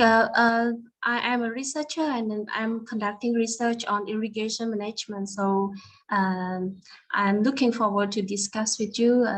more in the next training, how should be managed in the my study area for in term around the Sap area and to have a good management at the basin level and looking for the good recommendation. Yes. Mm-hmm. I'm excited to meet you, and we'll have much more time in our day-long interaction where I can learn more of your work and what your questions, your research questions are, and then we can see if we can apply the wetness index as additional tool to help you understand how land use changes are affecting the integrity of the flow from the basin into the lake, and how to try to reduce those impacts to try to maintain a higher integrity of water quality and water levels in the lake during the natural rising and expansion of the lake, and how these land use changes are impacting that. Yeah, yes, very great, and looking forward to discuss with you in detail. Thank you so much. You're welcome. Thank you. I look forward to meeting you. Chân complete ចូលរួមពេលសិក្ខាសាលាលើក្រៅដើម្បីជួបគាត់ផ្ទាល់ទៅលោកនាយ I'll just read a comment on the chat. Since we scientific researcher by being provide the accurate solution to decision maker, what is the recommendation from the modeler to the decision maker, since we figure out the hydropower is the one main factor changing the river flow? I try to stay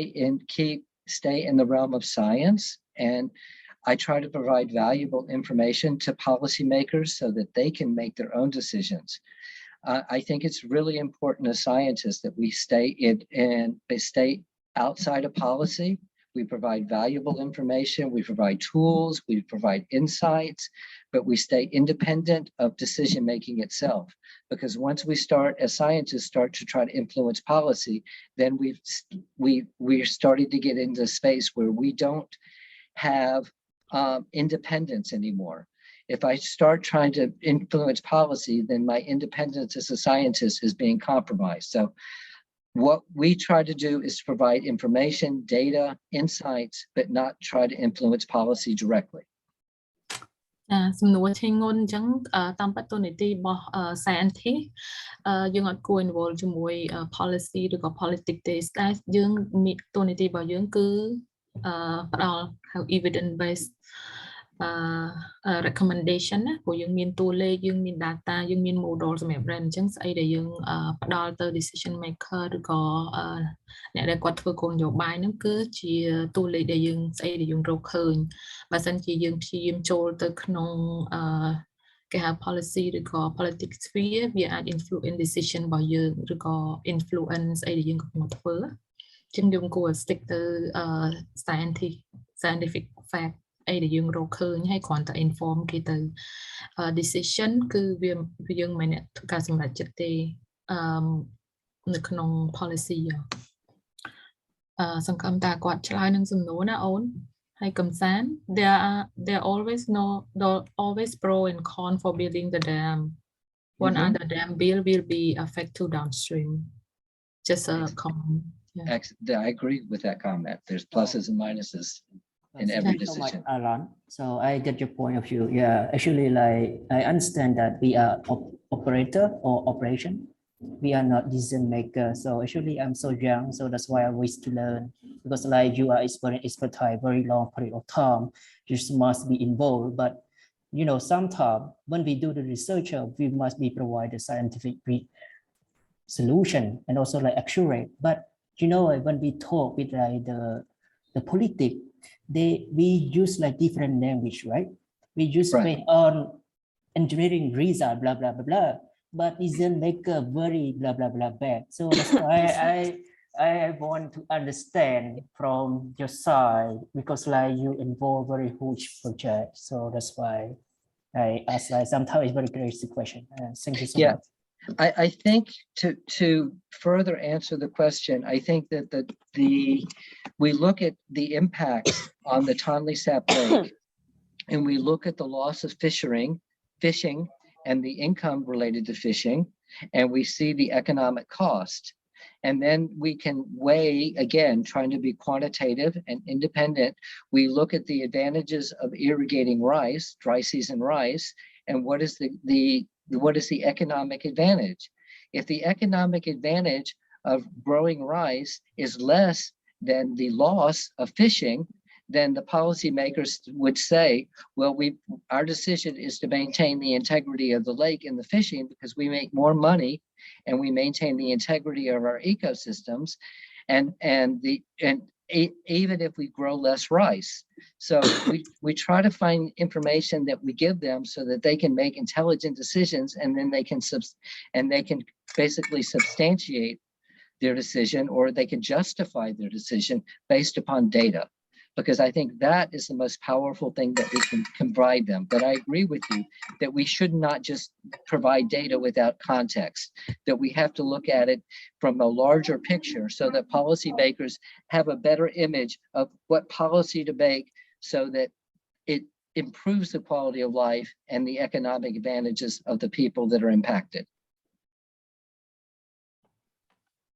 មិនដែរជាងងន់សង្ឃឹមតែគាត់ឆ្លើយនឹងសំណួរអញ្ចឹងតាមពិតទៅសារ NT អញ្ចឹងឯងយើងអត់មានសិទ្ធិនឹងការសម្រេចចិត្តទេប៉ុន្តែយើងគួរតែឲ្យគេហៅ overall picture ទស្សនវិជ្ជាទូទៅថាបើសិនជាធ្វើអានេះមួយវាផលប៉ះពាល់អីខ្លះហើយមានយើងហើយបើមិនធ្វើអាហ្នឹង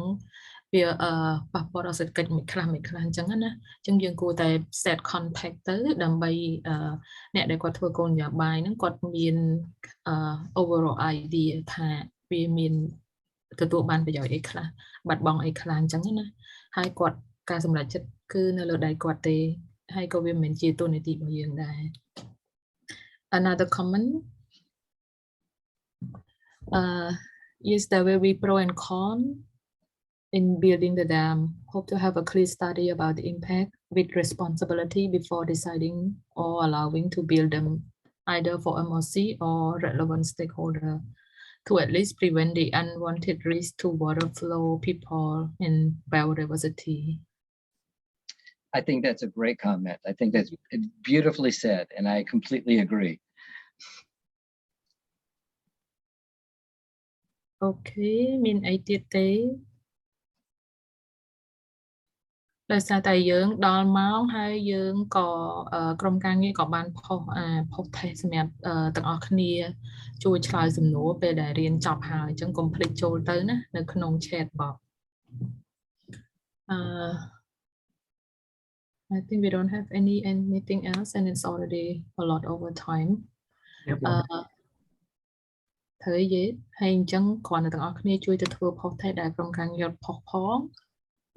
Alan, you have any last remark before we close this down? My last remark is I hope that many of you found that it was useful and understand the value of the Wetness Index. And I hope to meet many of you in person when we get to discuss it in more detail. And I can learn the work that you're doing and how I could possibly assist you in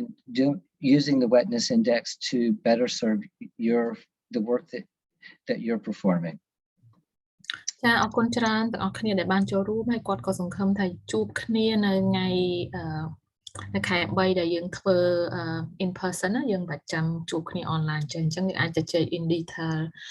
នៅក្នុងនៅកំពង់អពេបរៀនផង coffee break ផងយើងមានពេលច្រើនដល់ឥឡូវទេរៀងពិបាកបន្តិចអញ្ចឹងហើយក៏សង្ឃឹមថាស្អីដែលគាត់បរៀនហ្នឹងវាគួរឲ្យចាប់អារម្មណ៍ហើយយើងទៅធ្វើការអីផ្សេងតទៀតបានតកតងប្រធានបទហ្នឹងអរគុណទាំងអស់គ្នាយេជួយសម្រាប់សម្រួលក្នុងថ្ងៃនេះហើយជាពិសេសសូមថ្លែងអំណរគុណដល់ Alan បងសាមឌីបងសំមឿន Sister Toddley សម្រាប់ការជួយសម្រាប់សម្រួលក្នុងថ្ងៃនេះហើយជាពិសេសក៏សូមអរគុណទៅកាន់អ្នកដែលចូលរួមរបស់យើងទាំងអស់ផងដែរក្នុងការactive ក្នុងថ្ងៃនេះផងដែរហើយអ្វីដែលយើងចង់ឲ្យទាំងអស់គ្នាកត់សម្គាល់ទី1គឺ សូមឲ្យទាំងអស់គ្នាជួយក្នុងការបំពេញ post-tag ដូចជា evaluation ដើម្បីឲ្យយើងបានដឹងពីចំណុចខ្វះខាតពីកម្មវិធីរបស់យើងនិងចំណុចទី2ដែលយើងចង់ឲ្យទាំងអស់គ្នាកត់សម្គាល់ហ្នឹងគឺយើងនឹងមានវគ្គបណ្ដុះបណ្ដាលដោយផ្ទាល់នៅថ្ងៃទី7ខែមិនិនាផងដែរអញ្ចឹងសង្ឃឹមថាទាំងអស់គ្នាអាចចូលរួមហើយចំពោះព័ត៌មានផ្សេងពួកយើងនឹងផ្ញើជូននៅក្នុងក្រុមផងដែរសូមអរគុណច្រើនហើយជាចុងក្រោយនេះសូមអរគុណគ្រប់អរគុណដែលចូលរួមទាំងអស់